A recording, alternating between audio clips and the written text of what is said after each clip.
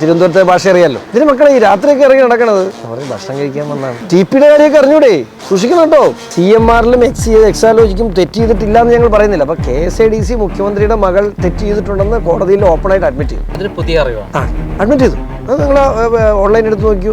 കരിമണൽ മാത്രമായി ഇതുവരെ നടന്നിട്ടുള്ള മൊത്തം ഇടപാടുകൾ 1 ലക്ഷം കോടി രൂപയ്ക്ക് മുകളിലാണ്. 40,000 കോടി രൂപ എന്ന് ഞാൻ പറഞ്ഞത് 2019 ശേഷം 19, 20, 21, 22, 23 ഈ 5 വർഷം കൊണ്ട് അവിടെ നിന്ന് എടുത്തു മാറ്റിയ മണലിന്റെ മൂല്യമാണ് ഞാൻ പറഞ്ഞത് 40,000 കോടി രൂപ. അതിന്റെ പുറകോട്ട് കുറെ കിടപ്പ് 2004 മുതൽ നടക്കുന്ന കാര്യമാണ്. 100 കോടി കൈപ്പറ്റി എന്ന് പറഞ്ഞ് മാത്യുവിന്റെ കയ്യിൽ എന്തെങ്കിലും രേഖയുണ്ടെങ്കിൽ തീർച്ചയായിട്ടും മാത്യു ഇത് ചെയ്യേണ്ടത് സഭയ്ക്ക് കൈമാറുകയാണ്. സഭ ഓൾറെഡി അതിന്റെ അന്വേഷണത്തിലല്ലേ.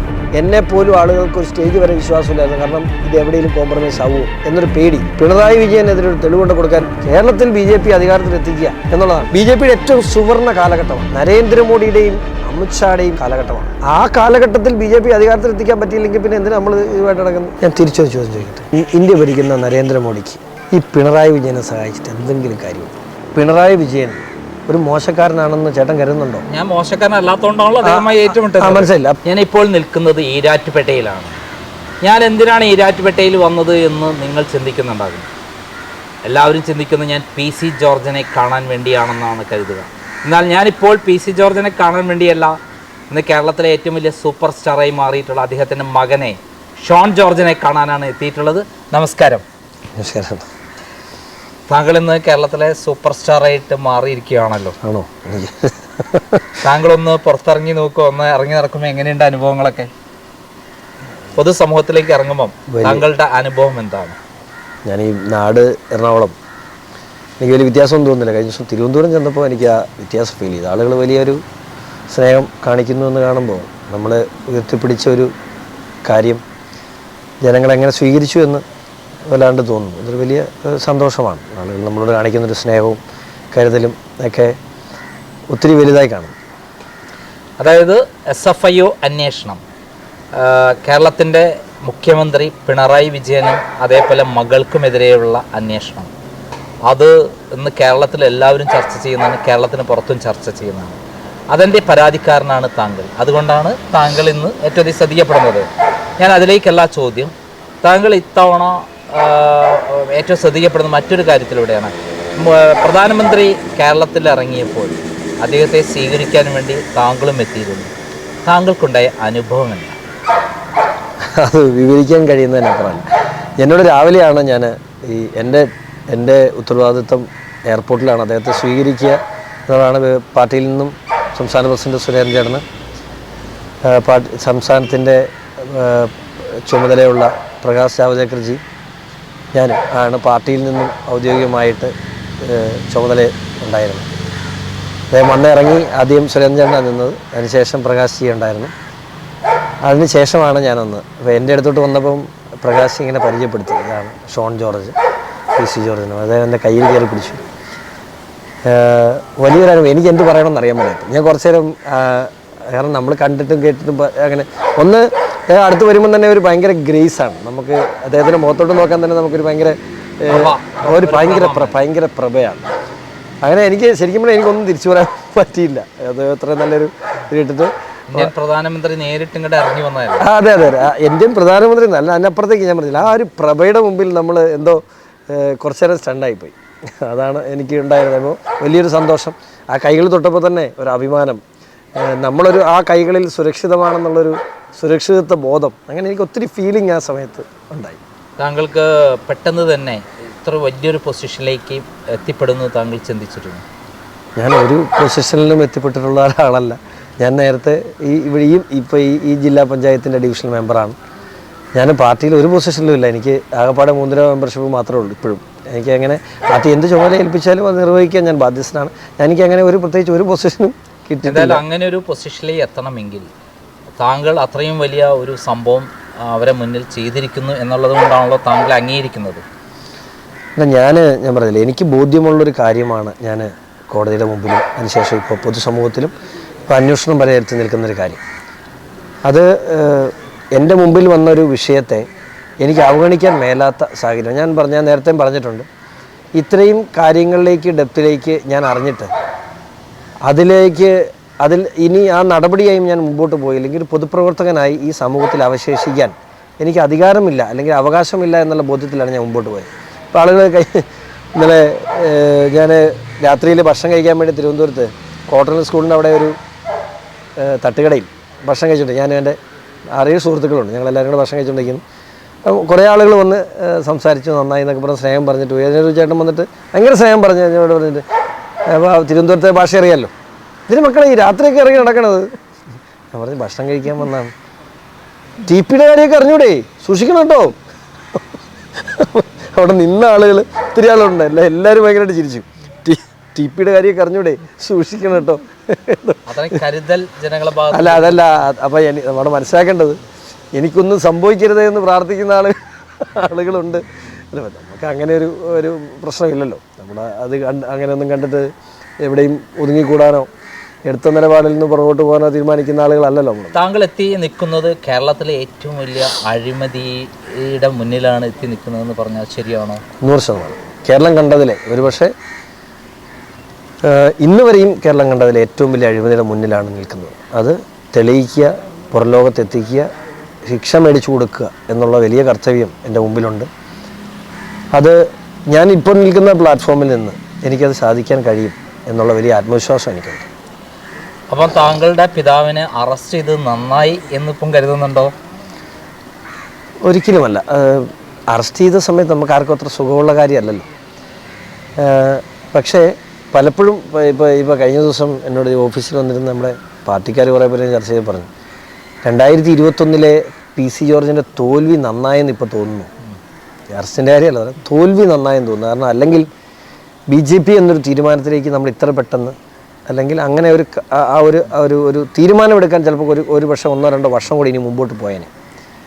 പക്ഷേ ഇപ്പോൾ നമ്മളിങ്ങനെ ഒരു തീരുമാനമെടുത്തു. ഞാൻ പറഞ്ഞില്ലേ, നമ്മൾ ചെറിയ പ്രായത്തിൽ ഒരു അപ്പൻ്റെ മടിയിലിരിക്കുമ്പോൾ കിട്ടുന്ന ഒരു സുരക്ഷിതത്വ ബോധം, നമ്മൾ വീട്ടിലിരിക്കുമ്പോൾ കിട്ടുന്ന ഒരു അങ്ങനെ അത് ഒരു BJP-യുടെ ഭാഗമായപ്പോൾ പാർലമെൻറ്റ് രംഗത്ത് ഞാൻ നാളെ എന്താകും എന്നുള്ള ചോദ്യം രണ്ടാമത്തെയാണ്. പക്ഷെ അതിനപ്പുറത്ത് ഞാൻ ഉയർത്തിപ്പിടിക്കുന്ന ഒരു വിഷയത്തിന്മേൽ എനിക്ക് ഒരു സംരക്ഷണം ഉണ്ടാകും എന്നെനിക്ക് ഉറച്ച വിശ്വാസം. അത് BJP-യുടെ ദേശീയ നേതൃത്വത്തിൽ തന്നെ എനിക്ക് അതിനോട് വാക്ക് കിട്ടിയിട്ടുണ്ട്. അക്കാര്യത്തിലൊരു സംശയം എനിക്കില്ല. ഞാൻ ചോദിച്ച ചോദ്യം അതല്ല, അതൊക്കെ BJP എന്ന് പറയുന്നത് ഇന്ത്യയിലെ ഏറ്റവും വലിയ മഹത്തായ പ്രസ്ഥാനമാണ്. നരേന്ദ്രമോദി അങ്ങയെ നേരിട്ട് കണ്ടിരിക്കുന്നു, താങ്കൾ സ്വീകരിക്കാനെത്തിയിരിക്കുന്നു. അത് വലിയ ഭാഗ്യമായിട്ട് തന്നെ നമ്മൾ കാണേണ്ട ഒരു കാര്യമാണ്. അതോടൊപ്പം പിതാവിനെ അറസ്റ്റ് ചെയ്തത് നന്നായി എന്ന് താങ്കൾ ഇപ്പോൾ കരുതുന്നുണ്ടോ? പിണറായി വിജയൻ അങ്ങനെ ഒരു കുബുദ്ധി ചെയ്യാൻ പ്ലാൻ ചെയ്തത് നന്നായി തോന്നുന്നു? അച്ഛനെ അറസ്റ്റ് ചെയ്തത് നന്നായി എന്ന് എനിക്ക് തോന്നുന്നില്ല. പക്ഷേ അച്ഛനെ അറസ്റ്റ് ചെയ്യേണ്ടിയിരുന്നില്ല എന്ന് ഇപ്പോൾ പിണറായിക്ക് തോന്നുന്നുണ്ടാവും. അത് ശരിയാണ്. എനിക്കങ്ങനെ അച്ഛനെ അറസ്റ്റ് ചെയ്തത് നന്നായെന്ന് എനിക്ക് ഒരിക്കലും തോന്നിയിട്ടില്ല. പക്ഷേ ഒരു അറസ്റ്റ് നടന്നില്ലായിരുന്നെങ്കിൽ താങ്കൾ ഞാൻ ഇത്രയും ഫോളോ ചെയ്യില്ലായിരുന്നു. ഇങ്ങനത്തെ ഒരു കാര്യത്തിന് ഇറങ്ങി പുറപ്പെടുമായിരുന്നോ? ഞാൻ ഇത്രയും മെനക്കെടില്ലായിരുന്നു. എൻ്റെ മുമ്പിൽ ഈ വിഷയം വന്നാൽ മറ്റൊരാൾ കൊണ്ട് എൻ്റെ മുമ്പിലാണ് ഈ വിഷയം തരും. ഇത് ഞാൻ അതിൻ്റെ പുറകെ പോയതാണ്. മറ്റൊരാൾ എൻ്റെ മുമ്പിൽ ഇത് കൊണ്ട് തന്നാൽ മാത്രമേ ഞാൻ ടേക്കപ്പ് ചെയ്യുള്ളൂ. ഞാൻ സ്വാഭാവികമായിട്ട് ടേക്കപ്പ് ചെയ്യും. പക്ഷേ ഇതങ്ങനെയല്ല, ഞാൻ പുറകെ പോയി.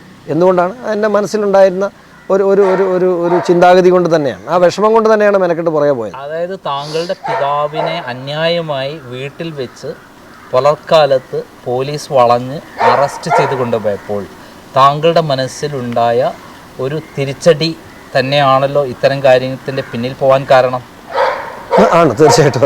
അല്ലെന്ന് പറഞ്ഞാൽ അത് നുണയാവും. അപ്പം അത് തന്നെയാണ് ഞാൻ ചോദിച്ചത്. പിതാവിനെ അറസ്റ്റ് ചെയ്തത്, അതായത് പിണറായി വിജയൻ ഇങ്ങനെ അറസ്റ്റ് ചെയ്യിക്കാൻ പ്ലാൻ ചെയ്തത് ഉറവശി ശാപം ഉപകാരം എന്നുള്ള പോലെ ആയി. അത് മറ്റുള്ളവർക്ക് അങ്ങനെ തോന്നാം, പക്ഷെ എനിക്ക് അങ്ങനെ തോന്നാൻ പാടില്ല. അപ്പനെ അറസ്റ്റ് ചെയ്ത് നന്നായി. ഇപ്പൊ ചേട്ടൻ ചിന്തിക്കാണ് PC ജോർജിനെ അന്ന് അറസ്റ്റ് ചെയ്ത് നന്നായി എന്ന് ചേട്ടൻ ചിന്തിച്ചാൽ അത് ശരിയാണ്. PC ജോർജിനെ അറസ്റ്റ് ആയെന്ന് ഞാൻ ചിന്തിച്ചാൽ അത് തെറ്റാണ്. കാരണം ആ ചിന്ത എനിക്ക് അങ്ങനെ ഒരു സന്തോഷം ഇല്ലാത്തതുകൊണ്ടാണല്ലോ ഞാൻ എൻ്റെ പുറകെ പോയത്. അല്ല, അത് തന്നെയാണ് എൻ്റെ ചോദ്യം. ആ സന്തോഷമില്ലായ്മയെന്നാണല്ലോ നമ്മൾ താങ്കൾ താൽക്കാലികമായിട്ട് തിരിച്ചടി കൊടുക്കുക എന്നുള്ളത് മാത്രമാണല്ലോ ഉദ്ദേശിക്കുന്നത്. പക്ഷെ അതുവഴി ഇന്ന് കേരളത്തിലെ ഏറ്റവും വലിയ അഴിമതിയുടെ മുന്നിലാണ് താങ്കൾ നിൽക്കുന്നത് എന്ന സംഭവം വന്നത്. ഇപ്പോൾ താങ്കളുടെ പിതാവിനോടുള്ള കമ്മിറ്റ്മെന്റ് ഉപരി താങ്കൾ സമൂഹത്തിനോടുള്ള കമ്മിറ്റ്മെന്റ് ആണല്ലോ. അത് എന്നെ സംബന്ധിച്ചുള്ളവർ ഈ വിഷയം ഞാൻ പറഞ്ഞത് ഒരു സ്റ്റേജ് കഴിഞ്ഞപ്പോൾ ഇത് എവിടെ കൊണ്ട് എത്തിക്കാൻ ഞങ്ങൾക്ക് വലിയ ആശയക്കുഴപ്പമായിരുന്നു. ഇത് എങ്ങനെ കാരണം നമ്മൾ ഓരോ വിഷയം അന്വേഷിച്ച് ഓരോ ഡോക്യുമെൻറ്റ്സ് കയ്യിൽ കിട്ടുമ്പോഴത്തേനും ഇതിന് കൂടുതൽ സങ്കീർണമായി വരികയായിരുന്നു. അപ്പോൾ ഇത് എങ്ങനെ എത്തിക്കാൻ കഴിയും, ഇത് എവിടെ എത്തിക്കാൻ കഴിയും, അങ്ങനെ 2-3 മാസക്കാലം നമ്മൾ വളരെ വളരെ സൂക്ഷിച്ച് ഇത് പ്ലേസ് ചെയ്യുന്നോടം വരെ വളരെ സൂക്ഷിച്ചാണ് നമ്മൾ നിന്നത്. അതുകൊണ്ടില്ല പെറ്റീഷൻ പോലും എടുത്തു നോക്കിയാൽ 788 പേജാണ് എൻ്റെ പെറ്റീഷൻ. അപ്പോൾ എത്രമാത്രം ഞങ്ങൾ ജോലി ചെയ്തെന്നറിയാം. അപ്പോൾ അങ്ങനെ ഇത് മുമ്പോട്ട് പോകുമ്പോൾ ഇത് എത്തിക്കേണ്ടിടത്ത് എത്തിയില്ലെങ്കിൽ നമ്മുടെ അവസ്ഥ എന്താകുമെന്ന് നമ്മൾ ചിന്തിക്കണം. കാരണം ഇത് ഇന്ന് കേരളം ഇത്രയും ചർച്ച ചെയ്യുന്നതിന് കാര്യം, അല്ലെങ്കിൽ കേരളം ഈ വിഷയത്തിൽ ഇത്ര വിശ്വാസം അർപ്പിച്ചതിൻ്റെ കാര്യം, നമ്മളിത് പുറകോട്ട് പോകില്ല. ഇപ്പോൾ എൻ്റെ അഡ്വക്കേറ്റ് എന്നോട് പറയുന്നൊരു കാര്യമുണ്ട്. ഷോണ, ഞാനൊരു കോർപ്പറേറ്റ് രംഗത്ത് നിൽക്കുന്ന ആളാണ്. ഇപ്പോൾ പറഞ്ഞിട്ടുള്ള പല ആളുകളുമായിട്ട് എനിക്ക് നല്ല ബന്ധമുള്ള ഒരാളാണ്. പക്ഷേ അവരാരും തമാശയ്ക്ക് പോലും എന്താണെന്ന് ഈ കേസിനെ കുറിച്ച് ചോദിക്കാൻ, ഒരു കോംപ്രമൈസ് സെറ്റിൽമെൻറ്റിനോ അല്ലെങ്കിൽ എന്താണെന്ന് ചോദിക്കാൻ പോലും എന്നെ വിളിക്കാത്ത എന്താണെന്ന് അറിയാമോ? ഞാൻ പറഞ്ഞു, എന്താണ് സാർ? പുള്ളിയോട് പറഞ്ഞു, PC ജോർജ്. അതൊരു ബ്രാൻഡാണ്. PC ജോർജിൻ്റെ ബ്രാൻഡിലാണ് ഷോണാണ് പരാതി കൊടുത്തത്. പക്ഷേ PC ജോർജിൻ്റെ ബ്രാൻഡ് അവിടെ ഒരു കവറുണ്ട്. അതുകൊണ്ട് തന്നെ ഇവിടെ ഒരു ഒത്തുതീർപ്പും നടക്കില്ല എന്ന് അവർക്ക് നല്ല ബോധ്യമുള്ളതുകൊണ്ടാണ് ആരും സമീപിക്കാത്തത് എന്ന് എന്നോട് പറയുന്നത്. നമുക്ക് അഭിമാനമല്ലേ അത്? തീർച്ചയായിട്ടും PC ജോർജ് എന്ന് പറയുന്ന ഒരു വലിയ ബ്രാൻഡ് തന്നെയാണ്. അത് തന്നെയാണല്ലോ ഇതിൻ്റെ ഏറ്റവും പ്രധാനപ്പെട്ട. തീർച്ചയായിട്ടും ഇതേപോലെ തന്നെയാണ് താങ്കൾക്കുണ്ടായ അതേ നിമിത്തം ആണല്ലോ ഈ കേസ് എന്ന് പറയുന്നത്. തിരിച്ചിട്ട് എൻ്റെ ഓഫീസ് കത്തിക്കുകയും എൻ്റെ ഓഫീസിന് രേഖകൾ എടുത്തു കൊണ്ടുപോവുകയും കമല ഇൻ്റർനാഷണൽ അടക്കമുള്ള രേഖകൾ എടുത്തു കൊണ്ടുപോവുകയും എൻ്റെ ഓഫീസിനെ പിന്നെ മർദ്ദിക്കുകയും ക്രൈമിൻ്റെ കോപ്പിയിൽ പിടിച്ചെടുത്തതുമാണ്, എന്നെ കൊല്ലാൻ പ്ലാൻ ചെയ്തതുമാണ്. ഞാൻ ലാവ്ലിൻ കേസിന് ഫൈറ്റ് ചെയ്യാൻ പോയതിന് കാരണം. ഇല്ലെങ്കിൽ ലാവ്ലിൻ കേസ് ഉണ്ടാവില്ല. അപ്പം ഒരു പിണറായി തന്നെ നമ്മളെ കാരണമുണ്ടാക്കിയതാണ് എന്നുള്ളതാണ് ഞാൻ വിനാശകാല വിപരീത ബുദ്ധി എന്നുള്ളതാണ്. അപ്പോൾ പിണറായി വിജയനോട് നന്ദി പറയണ്ടേ നമ്മൾ? തീർച്ചയായിട്ടും. ഞാൻ ഒരു കാര്യം കൂടെ പറയുന്നു, ഇനിയും ആ കേസിലൊരു വലിയ സ്കോപ്പ് ചേട്ടനുണ്ടെന്നാണ് ഞാൻ വിശ്വസിക്കുന്നത്. കാരണം ആ വിഷയത്തിൽ അന്ന് ചേട്ടൻ്റെ കേസ് ക്ലോസ് ചെയ്യാൻ കാരണക്കാരനായ ഉദ്യോഗസ്ഥൻ, അല്ലെങ്കിൽ കമല ഇൻ്റർനാഷണൽ എന്ന് പറയുന്നൊരു കമ്പനി ഇല്ല എന്ന് പറഞ്ഞുകൊണ്ട് റിപ്പോർട്ട് കോടതിയിൽ സമർപ്പിച്ച ഉദ്യോഗസ്ഥൻ മുഖ്യമന്ത്രിയുടെ പേഴ്സണൽ സ്റ്റാഫ് അംഗമാണ്. അതുകൊണ്ട് തന്നെ ആ റിപ്പോർട്ടിൻ്റെ സത്യസന്ധതയും ആ റിപ്പോർട്ടിൻ്റെ നിജസ്ഥിതിയും ഒക്കെ ചോദ്യം ചെയ്യപ്പെടേണ്ടിയിരിക്കുന്നു. തീർച്ചയായിട്ടും ഞാനിപ്പോഴും പറയുന്നു, ആ കേസിൽ ഇനിയും ക്രൈം നന്ദകുമാറിന് ഒരു പുനരാലോചനയ്ക്ക് സമയമുണ്ട്, ഒരു പുനരന്വേഷണത്തിന് സമയമുണ്ട്, അതിനുള്ള അവസരമുണ്ടെന്ന് ഞാൻ വിശ്വസിക്കുന്നു. അല്ല, ഞാൻ വഴിക്കിൽ വെച്ചതല്ല. കാരണം അതിൻ്റെ ഒരു പോക്കിങ്ങനെ പോകുന്നത് കണ്ടിട്ട് എൻ്റെ കയ്യിലൊന്നും അല്ല എന്നുള്ളത് കൊണ്ട് മാറി എന്നാണ് തൽക്കാലം. കാരണം ഞാൻ ഒരിക്കലും പോരാട്ടം അവസാനിപ്പിച്ചിട്ടില്ല എന്ന് എല്ലാവർക്കും അറിയാം. അത് ചാനൽ കാണുമ്പോൾ എല്ലാവർക്കും അറിയാമല്ലോ. എന്നെ കള്ളക്കേസിൽ കുടുക്കി അറസ്റ്റ് ചെയ്തതിന് ശേഷം ഞാൻ കൂടുതൽ പോരാട്ട വീര്യമുള്ള ആളായി മാറുകയാണ് ചെയ്തത്. അപ്പോൾ ഞാൻ പിൻവാങ്ങുകയല്ല. പക്ഷേ എനിക്ക് എന്ത് ചെയ്യണമെന്നറിയാത്തൊരു പ്രത്യേക അവസ്ഥയിൽ എൻ്റെ ഇടയിലാണ് താങ്കൾ കയറി വന്ന് ഇങ്ങനെയൊരു ഫൈറ്റ് വരികയും കൃത്യമായ ഒരു വഴിയിലൂടെ അദ്ദേഹത്തെ ശരിയായ വിധത്തിൽ അദ്ദേഹത്തെ പൂട്ടാനുള്ള വഴിയൊരുക്കുകയും ചെയ്തു എന്ന് പറയുന്ന സംഭവം ഉണ്ടാകുന്നത്. അതിന് ഞാൻ താങ്കളെ അഭിനന്ദിക്കണം ആദ്യം തന്നെ. കാരണം താങ്കൾ നന്ദി പറയേണ്ടതുണ്ട്. കാരണം ഒരിക്കലും ഞങ്ങളൊക്കെ ഫൈറ്റ് ചെയ്തിട്ട് വല്ലാത്ത അവസ്ഥ നിൽക്കുമ്പോൾ, എല്ലാ തരത്തിലുള്ള കേസുകളും പിണറായി വിജയനെ പുല്ലാണ് നിൽക്കുമ്പോൾ, താങ്കൾ അതിന് യഥാർത്ഥ കരക്കെത്തിച്ചിരിക്കുന്നു എന്നുള്ള തോന്നലാണുള്ളത്. എന്തു തോന്നുന്നു താങ്കൾക്ക്? ഈ നിമിഷം വരെ കേസിൻ്റെ കൃത്യമായ റൂട്ടിൽ നമ്മൾ എങ്ങനെ കരുതിയോ അതേ റൂട്ടിലാണ് കേസ് അല്ലെങ്കിൽ അന്വേഷണം യാത്ര ചെയ്തുകൊണ്ടിരിക്കുന്നത്. പക്ഷേ ഇതിനപ്പുറത്തേക്ക് ഇതിനൊരു സെക്കൻഡ് ഫേസും ഒരു തേർഡ് ഫേസും ഉണ്ട്. First phase CMRL, Exalogic, KSADC ആണ് കമ്പനികൾ. ഈ സെക്കൻഡ് ഫേസ് എന്ന് പറയുന്നത് CMRL, KMML, KREL എന്ന് പറയുന്ന സെക്കൻഡ് ഫേസിലേക്ക് പോകേണ്ടതാണ്, കരിമണലുമായിട്ട് ബന്ധപ്പെട്ട്. ഇതിൻ്റെ തേർഡ് ഫേസ് എന്ന് പറയുന്നത് അത് ഒരുപക്ഷെ കേരളമല്ല ഇന്ത്യ തന്നെ ഞെട്ടുന്ന അറ്റോമിക് എനർജി, യുറേനിയം അടക്കമുള്ള മിനറൽസ് ആക്ട്, കറപ്ഷൻ എന്ന് പറയുന്ന ഒരു തേർഡ് ഫേസും ഇതിനുണ്ട്. അത് എത്ര ഫേസ് വരെ എത്തിക്കാൻ എനിക്ക് കഴിയും എനിക്കറിയില്ല.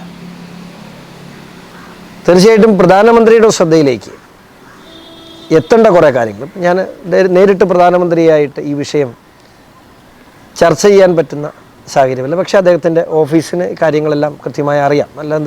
PM-ൻ്റെ ഓഫീസിൽ എല്ലാ കാര്യങ്ങളും കൃത്യമായി അറിയാം എന്നാണ് എൻ്റെ വിശ്വാസം.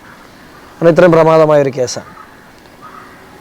പക്ഷേ അദ്ദേഹത്തിൻ്റെ ശ്രദ്ധയിലേക്ക്, അടിയന്തര ശ്രദ്ധയിലേക്ക് കൊണ്ടുവരേണ്ട കുറച്ച് കാര്യങ്ങൾ ഉണ്ട്. അത് ഇലക്ഷൻ എന്ന് പറയുന്നത് എൻ്റെ മുമ്പിലൊരു തടസ്സം തന്നെയാണ്. കാരണം ഇപ്പോഴത്തെ ഒരു സാഹചര്യത്തിൽ എൻ്റെ ഒരു പാർട്ടിയിലേക്ക് ഞാൻ കടന്നു വന്ന് ഞാനും ഒത്തിരി ജോലികൾ രാഷ്ട്രീയപരമായി ചെയ്യേണ്ട ഒരു സമയം. മാത്രമല്ല ഇതിൻ്റെ ഫസ്റ്റ് ഫേസിലെ അന്വേഷണം നടന്നുകൊണ്ടിരിക്കുന്നു. ഇതെല്ലാം കണക്റ്റഡാണ്. ആ ഫസ്റ്റ് ഫേസ് അന്വേഷണത്തിൻ്റെ ഒരു ഘട്ടം കഴിഞ്ഞാൽ മാത്രമേ സെക്കൻഡ് ഫേസ് ഓണാക്കാൻ കഴിയൂ. ഞാൻ പറയും ഇതിന് 3 ഫേസും ഉള്ളതാണ്. ആ സെക്കൻഡ് ഫേസും തേർഡ് ഫേസും ഓണാക്കണമെന്നുണ്ടെങ്കിൽ തീർച്ചയായിട്ടും ഈ 1ാം ഘട്ട അന്വേഷണം ഏതെങ്കിലും ഒരു തരത്തിൽ എത്തിയതിന് ശേഷമേ കഴിയൂ. അതുകൊണ്ട് തന്നെ ഇതിനെ വളരെ സൂക്ഷിച്ചും കണ്ടും പരമാവധി രേഖകൾ കളക്ട് ചെയ്തുമൊക്കെയാണ് ചെയ്യാൻ പറ്റുന്നതൊക്കെ ചെയ്തിട്ടുണ്ട്. ഞാൻ പറഞ്ഞത് അതിന് കുറച്ച് സമയം കൂടെ ആവശ്യമാണ്. SFIയുടെ അന്വേഷണം, പ്രത്യേകിച്ച് SFIയുടെ അന്വേഷണം അടുത്ത ഘട്ടത്തിലേക്ക് EDയുടെയും CBIയുടെയും എൻട്രൻസ് ഇവിടെ ആവശ്യമാണ്. ആ എൻട്രൻസ് ഉണ്ടാകുമ്പോഴാണ് ഇതിനെ അടുത്ത ഘട്ടത്തിലേക്ക് പോകാൻ കഴിയും. അത് ഓട്ടോമാറ്റിക്കായിട്ട് തന്നെ പോകുമെന്നാണ് എൻ്റെ വിശ്വാസം. അതായത് താങ്കൾ ഇതിലേറ്റവും സീരിയസ് ആയി കണ്ടിട്ടുള്ളത് വീണ വിജയൻ കർണാടക ഹൈക്കോടതിയിൽ കൊടുത്ത ഹർജിയായി ആണെന്നാണ് ഞാൻ കരുതുന്നത്. അവർ അങ്ങോട്ട് കയറി ഹർജി കൊടുത്തതാണ് ഇതിൻ്റെ ഏറ്റവും പ്രധാനപ്പെട്ട ഭാഗമായിട്ട് വന്നത് എന്നാണ് ഞാൻ കരുതുന്നത്. ശരിയാണോ? അങ്ങനെ ഞാൻ പറയില്ല. 2024 അവർ ഹർജി കൊടുക്കുന്നത്. പക്ഷെ ആ ഹർജിയിൽ അവർക്ക് വന്ന ഓർഡറിൽ അവർക്ക് ഏറ്റവും തിരിച്ചടി ഒത്തിരി വലുതായിരുന്നു. അത് തന്നെയാണ് ഞാൻ പറഞ്ഞത്. എന്ന് വെച്ചാൽ നമ്മുടെ കയ്യിലില്ലാത്ത ഡോക്യുമെൻറ്റ്സ് അല്ല അവിടെ വന്നത്, നമ്മുടെ കയ്യിലുള്ള ഡോക്യുമെൻറ്റ്സ് തന്നെയാണ് വന്നത്. പക്ഷേ അതൊരു ഓപ്പൺ ഡോക്യുമെൻ്റായി. ഞാൻ കോടതിയുടെ മുമ്പിലും SFIക്ക് മാത്രം ഞാൻ സമർപ്പിച്ചിരുന്ന കാര്യങ്ങളിൽ പബ്ലിക് ഡോക്യുമെൻ്റായി വന്നപ്പോൾ അവർ വലിയ പ്രതിരോധത്തിലായി പോയി. അവരും കൂടെ ആക്സെപ്റ്റ് ചെയ്ത ഡോക്യുമെൻ്റായി മാറി. മാത്രമല്ല അപ്പീലിലേക്ക് പോകുമ്പോൾ എന്താവും ഇതെങ്ങനെയെങ്കിലും ഒന്ന് അന്വേഷണം തടസ്സപ്പെടുത്തുക എന്നുള്ള ഉദ്ദേശമായിരുന്നു KSIDCക്ക്. ആദ്യം അവർ നേരിട്ട് വരാതെ KSIDCയെ കൊണ്ട് അപ്രോച്ച് ചെയ്തു. അതിനുശേഷം KSIDCയുടെ കേസ് എവിടെ എത്തില്ല എന്ന് മനസ്സിലായപ്പോൾ അവർ തന്നെ നേരിട്ട് കർണാടക ഹൈക്കോടതി അപ്രോച്ച് ചെയ്തു. പക്ഷേ ഇത് രണ്ടും എവിടെ എത്താതെ വന്നപ്പോഴും ഇനി അപ്പീലിനും സ്കോപ്പില്ലാത്തൊരു രീതിയിലേക്ക്. കാരണം ആ ഹർജിക്ക് ശേഷം നടന്ന ദിവസങ്ങളിൽ എൻക്വയറി റിപ്പോർട്ടും കൂടെ കോടതിയിൽ വന്നാൽ പിന്നെ അകത്തു പോകല്ലാതെ വേറെ മാർഗമില്ലാത്ത സാഹചര്യമാണ് നിലവിലുള്ളത്.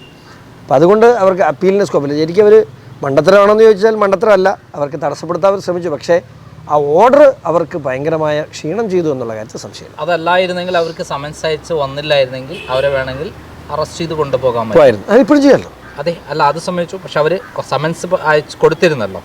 സമൻസ് ഡോക്യുമെന്റ് പ്രൊഡ്യൂസ് ചെയ്യാൻ വേണ്ടിയാണ്. അതെ, അതിന് അവർ ചെയ്തിട്ടില്ലെങ്കിൽ അടുത്ത സ്റ്റെപ്പിലേക്ക് നീങ്ങാമായിരുന്നു.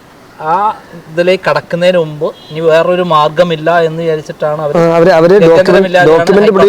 ഡോക്യുമെന്റ്സ് പ്രൊഡ്യൂസ് ചെയ്യാൻ വേണ്ടിയുള്ള അവർക്ക് കിട്ടിയ സമൻസ് അനുസരിച്ചാണ് അവർ ഈ ഹൈക്കോടതിയെ സമീപിച്ചത്.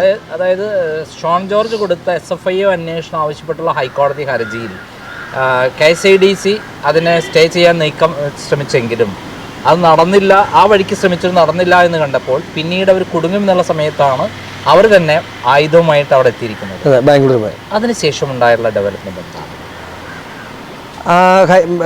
ബാംഗ്ലൂർ ഹൈക്കോടതി 16-ാം തീയതി, ഫെബ്രുവരി മാസം 16-ാം തീയതി കേസ് തള്ളി.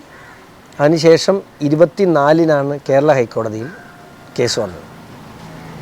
കേരള ഹൈക്കോടതിയിൽ കേസ് വന്നപ്പോൾ കഴിഞ്ഞ ദിവസം കണ്ടു, അവിടെ KSIDC കൊടുത്തേക്കുന്നത് സ്റ്റേ ചെയ്യണമെന്ന് ആവശ്യപ്പെട്ടുകൊണ്ട്, എൻ്റെ കേസിലല്ല, അവർ പുതിയതായിട്ട് കൊടുത്തൊരു റിട്ടുണ്ടായിരുന്നു ഇത് സ്റ്റേ ചെയ്യണമെന്ന് ആവശ്യപ്പെട്ടുകൊണ്ട്. ആ കേസിൽ ഇന്ത്യയിലെ തന്നെ ഏറ്റവും പ്രമുഖനായ അഭിഭാഷകൻ വൈദ്യനാഥ് സാറാണ് ഹാജരായത്.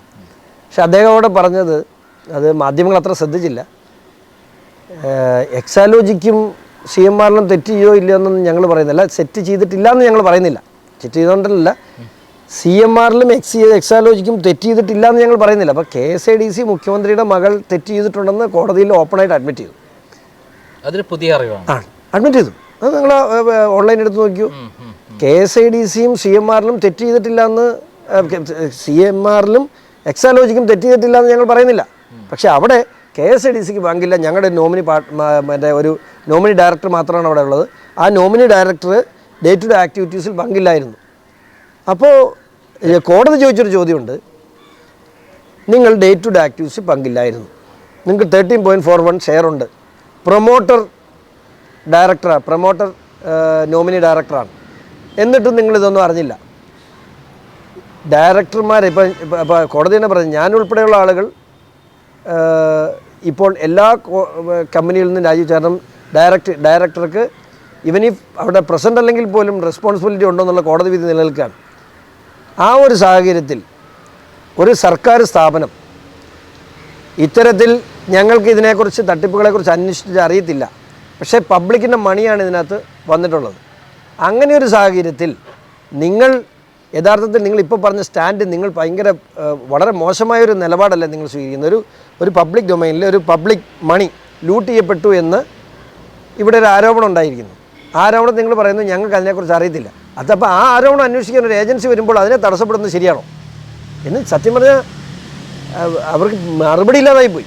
വടി കൊടുത്ത് അടിമേടിക്കാനുണ്ട്. മാത്രമല്ല ഞാൻ പറഞ്ഞത് ഇപ്പോഴും മാധ്യമങ്ങൾ ശ്രദ്ധിക്കാത്തൊരു കാര്യം, എക്സാലോജിക്കും CMRലും തട്ടിപ്പ് നടത്തിയിട്ടുണ്ടോ ഇല്ലയോ എന്നുള്ള കാര്യത്തിൽ ഞങ്ങൾക്ക് അഭിപ്രായത്തിൽ ഇല്ല എന്നവർ KSIDC തന്നെ പറഞ്ഞു. മുഖ്യമന്ത്രിയുടെ മകള് തട്ടിപ്പ് നടത്തിയെന്നാണ് യഥാർത്ഥത്തിൽ KSIDC പറഞ്ഞത്. അഡ്മിറ്റഡ് ഫാക്ടറാണ്. അപ്പോൾ അതിനെക്കുറിച്ച് ഞങ്ങൾക്ക് അറിയില്ല. അവർ ആ കാര്യത്തിൽ ഞങ്ങൾക്ക് അഭിപ്രായ വ്യത്യാസമില്ല. അതായത് 30 ലക്ഷം രൂപ ഓരോ വീഡിയോ കോൺഫറൻസ് സിറ്റിങ്ങിനും 25+5 സിറ്റിങ്ങിനും കൊടുത്ത് ഇത് ഫിസിക്കൽ അഫയൻസ് ആയിരുന്നു ആണ്. അപ്പം മൂന്ന് സിറ്റിങ്ങിന് ഓൺലൈൻ അപ്പിയറൻസും ഇത് നാലാമത്തെ സിറ്റിങ്ങിൽ ഫിസിക്കൽ അപ്പിയറൻസ് വന്നു. അപ്പോൾ അത് എനിക്കറിയത്തില്ല തുക എത്രയാന്നൊക്കെ. വീഡിയോ വഴിയുമ്പോൾ 25+5 ആണ് 30. ഏറെക്കുറെ വീണ അക്കൗണ്ടിൽ മേടിച്ച തുകയായിട്ടുണ്ട് ഇപ്പം തന്നെ. അപ്പം അത്രയും പൈസ കൊടുത്തു. അവിടെ 1,35 ലക്ഷം രൂപയാണ് കൊടുത്തത് എന്നാണ് പറഞ്ഞത്. അതായത് ഹൈക്കോടതിയിൽ അരവിന്ദ് താർ അദ്ദേഹത്തിന് വലിയ തുകയാണെന്ന് അറിയില്ല കേട്ടോ. എനിക്ക് അറിയാൻ മേലാത്ത കാര്യം പറയാൻ ഇതിൽ വന്നു കഴിഞ്ഞു. അവർ എതിർത്തിട്ടില്ല. 1,35 ലക്ഷം എന്നാണ് പറഞ്ഞിരിക്കുന്നത്. ആവട്ടെ, അവർ മേടിച്ച പൈസ ആയി കഴിഞ്ഞു. അപ്പൊ അതിന്റെ എത്രയോ മടങ്ങായിരിക്കല്ലോ യഥാർത്ഥ സംഖ്യ എന്ന് പറയുന്നത്. അല്ല, നമ്മളൊരു കച്ചവടം നടക്കുന്നു. ആ കച്ചവടത്തിൽ ഒരു ബ്രോക്കർ ഫീസ് ഒരാൾ മേടിക്കുന്നത് എത്ര? 2% അല്ലേ? ഇപ്പോൾ ഒരു സ്ഥലക്കച്ചവടം നടക്കും, നമ്മുടെ ബ്രോക്കർ എത്ര മേടിക്കുന്നത്? 2%. അപ്പോൾ എത്രയോ കോടി രൂപയുടെ ബിസിനസ് നടക്കുമ്പോഴാണ് ഈ 2% മേടിക്കുന്നത്. 100 കോടി രൂപയുടെ ബിസിനസ് നടന്നാൽ 2 കോടി രൂപ മേടിച്ചു. അപ്പോൾ എത്ര കോടി രൂപയുടെ തട്ടിപ്പ് നടന്നു? മാത്രമല്ല ഇത് അക്കൗണ്ടിൽ മേടിച്ചതാണ്. ഇത്തരത്തിലുള്ള പ്രതിസന്ധികളുണ്ട്, ഇത്തരം അക്കൗണ്ടിൽ മേടിക്കും, ഇന്ന പ്രോബ്ലംസ് ഉണ്ട് എന്ന് മനസ്സിലാക്കിക്കൊണ്ട് അക്കൗണ്ടിൽ മേടിച്ചതാണ്. അക്കൗണ്ടിലല്ലാതെ അപ്പോൾ എത്ര മേടിച്ചിട്ടാണ്? വിദേശ രാജ്യങ്ങളിൽ എത്ര രൂപ മേടിച്ചിട്ടുണ്ടാവും? അതായത് എൻ്റെ ഒരു അറിവും വിവരം വെച്ച് എനിക്ക് കിട്ടിയ വിവരം വെച്ച് ഞാനാണല്ലോ കേരളത്തിൽ 25,000 കോടി രൂപ പിണറായി വിജയന് അനധികൃത സ്വത്തുണ്ട്, പണമുണ്ടെന്ന് പറയുന്നത്. അതെനിക്ക് യൂസഫ് അലിയുടെ ഒരു വലങ്കയ്യായ, അതേസമയത്ത് പിണറായി വിജയൻ്റെ ആ ആൾ പിണറായി വിജയനെതിരുമാണ്. അങ്ങനെയാണ് എനിക്ക് വിവരം തരുന്നത്. അതായത് ലുലു മോളിൽ എല്ലാം തന്നെ 1000 കോടി രൂപയുടെ നിക്ഷേപമുണ്ട്. ആദ്യം തിരുവനന്തപുരമായിരുന്നു, പിന്നീട് ഇപ്പം 3 1000 കോടിയുടെ വീതം നിക്ഷേപമുണ്ടെന്നുള്ള വിവരം തന്നു. പിന്നെ വിദേശത്ത് എല്ലാം കൂടെ 25,000 കോടിയുടെ മൊത്തം കയ്യിലുണ്ടെന്നാണ് പറഞ്ഞത്. ഇത് ഏകദേശം ശരിയാവുന്ന രൂപത്തിലല്ലേ പോകുന്നത്? ഇപ്പം എങ്ങോട്ടാണ് ഇൻവെസ്റ്റ്മെന്റ് പോയെന്നുള്ളത് ഇനിയും കണ്ടുപിടിക്കപ്പെടേണ്ടിയിരിക്കുന്നു. പക്ഷേ ഒരു കാര്യം, കരിമണൽ മാത്രമായി ഇതുവരെ നടന്നിട്ടുള്ള മൊത്തം ഇടപാടുകൾ 1 ലക്ഷം കോടി രൂപയ്ക്ക് മുകളിലുണ്ട്. ഇപ്പം 40,000 കോടി രൂപ എന്ന് ഞാൻ പറഞ്ഞത് 2019 ശേഷം 19, 20, 21, 22, 23 ഈ 5 വർഷം കൊണ്ട് അവിടെ നിന്ന് എടുത്തു മാറ്റിയ മണലിൻ്റെ മൂല്യമാണ് ഞാൻ പറഞ്ഞത് 40,000 കോടി രൂപ. അപ്പോൾ അതിൻ്റെ പുറകോട്ട് കുറേ കിടപ്പ് 2004 മുതൽ നടക്കുന്ന കാര്യമാണത്. അപ്പോൾ അവിടെ പ്രത്യേകിച്ച് 2016 to 19 സുലഭമായി നടന്നിട്ടുണ്ട്. നമ്മൾ ഓരോ ഘട്ടമെടുത്ത് നോക്കിയാൽ എല്ലാ പിണറായിയുടെ കയ്യൊപ്പ് പൊതിഞ്ഞ സ്ഥലങ്ങളിലെല്ലാം കൃത്യമായ ഇതിനു മുമ്പ് ഈ പിണറായിയുടെ മകൾ ജോലി ചെയ്തുകൊണ്ടിരുന്ന ഒരു പ്രമുഖ IT കമ്പനി CEO ആയിരുന്ന ഒരു IT കമ്പനിക്കല്ലേ കോവളം കൊട്ടാരം എഴുതി കൊടുത്തത്? അപ്പോൾ അതിൻ്റെ അപ്പോൾ അത് എഴുതി കൊടുത്തത് അദ്ദേഹത്തിനല്ലേ? അപ്പോൾ എത്ര ഘട്ടത്തിൽ എവിടെയൊക്കെ തൊട്ടിട്ടുണ്ടോ അവിടെയെല്ലാം പ്രകടമായ അഴിമതിയുണ്ട്. പക്ഷേ ഒരു കാര്യം, ഈ കക്കാൻ പഠിച്ചാൽ നിൽക്കാൻ പഠിക്കണമെന്നൊക്കെ പറയുന്ന പോലെ തന്നെ അത്യാവശ്യം നിൽക്കാൻ അറിയാവുന്ന ആളാണ് പിണറായി. ഈ ഒരു കേസ് ഒഴികെ ഞാൻ പറയാമല്ലോ, CMRL എക്സാലോജിക്ക് ഇടപാടുകളിൽ ഒഴികെ മറ്റെവിടെയും നിങ്ങൾ എവിടെയൊക്കെ പോയി നോക്കിയോ പിണറായിയെ നമ്മൾ ഏത് സൈഡിൽ നിന്ന് നോക്കിയാലും ഇതിന് ചുറ്റുവട്ടത്ത് നിൽക്കുന്ന ആളുകൾ വരെ എത്തുള്ളൂ, അതിന് അപ്പുറത്തേക്ക് എത്താൻ കഴിയില്ല. അങ്ങനെയാണെന്ന് ഞാൻ വിശ്വസിക്കുന്നില്ല. ലാവ്ലിൻ കേസിൽ ഡയറക്റ്റായിട്ടാണ് അദ്ദേഹം ഉള്ളത്. എൻ്റെ വളരെ കുഞ്ഞിലത്തെ കാര്യം ഞാൻ പഠിച്ചിട്ടില്ല, എനിക്കറിയില്ല. ചേട്ടനാണ് നേരിട്ട് അറിയുന്ന പിണറായി വിജയൻ നേരിട്ട് നടത്തിയുള്ള ഇടപാടുകളെല്ലാം, അതും CITയുടെ അഖിലേന്ത്യാ പ്രസിഡന്റ് ഈ ബാലാനന്ദൻ കൂടി ഇൻവോൾവ് ആയ സംഭവത്തിലാണ് അദ്ദേഹം അഴിമതി നടത്തിയത്. 100 കോടി രൂപയ്ക്ക് ബെൽ എന്ന് പറയുന്ന കമ്പനി ചെങ്കുളം പന്നിയാർ പള്ളിവാസൽ പദ്ധതി പൂർത്തിയാക്കാം, അതിനെ എല്ലാം അടക്കാം. ആ സംഭവമാണ് 10 ദിവസം കൊണ്ട് ടെൻഡർ ഇല്ലാതെ എല്ലാവിധ പിന്നെ കേരള ഗവൺമെൻറ്റിൻ്റെയോ ഇലക്ട്രിസിറ്റി ബോർഡിൻ്റെ പെർമിഷനിൽ 278 കോടി രൂപയ്ക്ക് കൊടുത്തത്, പ്ലസ് 98.3 കോടി രൂപ മലബാർ ക്യാൻസർ സെൻ്ററിൻ്റെ ഒപ്പിട്ടത്. അതിനകത്താണ് അതിലാകെ 12 കോടി രൂപയാണ് ടെക്നിക്കാലിക്ക് വന്നത്. അതിലാണ് 75 കോടി രൂപ കമല ഇന്റർനാഷണൽ. ഇതിൽ കൃത്യതയല്ലാതെ എന്താ തെളിവല്ലാതെ എന്താ പൈസ തിരിച്ചു കൊടുക്കുന്നതാണ്. അത് അങ്ങനെയല്ല. 75 കോടി ഇവിടെ CBI കണ്ടെത്തൽ കിട്ടിയിട്ടില്ല. എൻഫോഴ്സ്മെൻറ്റിൽ എന്നെ ചോദ്യം ചെയ്തപ്പോൾ ഞാൻ പറഞ്ഞു ഇതാണ് എനിക്ക് കിട്ടിയതെന്ന് പറഞ്ഞാൽ അവർ പറഞ്ഞത് ഞങ്ങൾക്കറിയാം അത് സിംഗപ്പൂരിൽ നിന്ന് നേരെ പസഫിക് കൺട്രോൾസ് എന്ന് പറയുന്ന സ്ഥാപനത്തിന് മടങ്ങിപ്പോയി എൻ്റെ പരാതി വന്നപ്പോൾ എന്നാണ് പറഞ്ഞത്. പൈസ തിരിച്ചു പോയി. അപ്പോൾ സ്ഥാപനം പൂട്ടി, എക്സാലോജിക് പൂട്ടിയ പോലെ അതേപോലെ ഇതും പൂട്ടി. അതിനകത്ത് ചേട്ടൻ്റെ കേസിലെ ആ മറുപടിയുടെ ഒരു പ്രത്യേകത ശ്രദ്ധിച്ചിട്ടുണ്ടോ എന്ന് എനിക്കറിയില്ല. കമല ഇന്റർനാഷണൽ എന്ന് പറയുന്ന സ്ഥാപനം ഇപ്പോൾ സിംഗപ്പൂരിൽ പ്രവർത്തിക്കുന്നില്ല. മുമ്പുണ്ടായിരുന്നു എന്ന് പറഞ്ഞു. അതായത് 1997 മുതലാണല്ലോ അതിൻ്റെ വരുന്നത്. 97 മുതൽ 2005 വരെയുള്ളൊരു കാലഘട്ടമാണ് ഞാൻ പബ്ലിഷ് ചെയ്യുന്നവരെയുള്ള കാലം. 2006 വരെ കൂട്ടുക, CBI എൻക്വയറി 2007 വരെ CBI എൻക്വയറി ഡിക്ലെയർ ചെയ്യുന്നവരെ. അതിനിടയിൽ അവിടെ ഉണ്ടായിരുന്നു. അതിന് ശേഷമാണല്ലോ അന്വേഷണം വരുന്നത്. അതെ, മറുപടി കൃത്യമല്ലേ?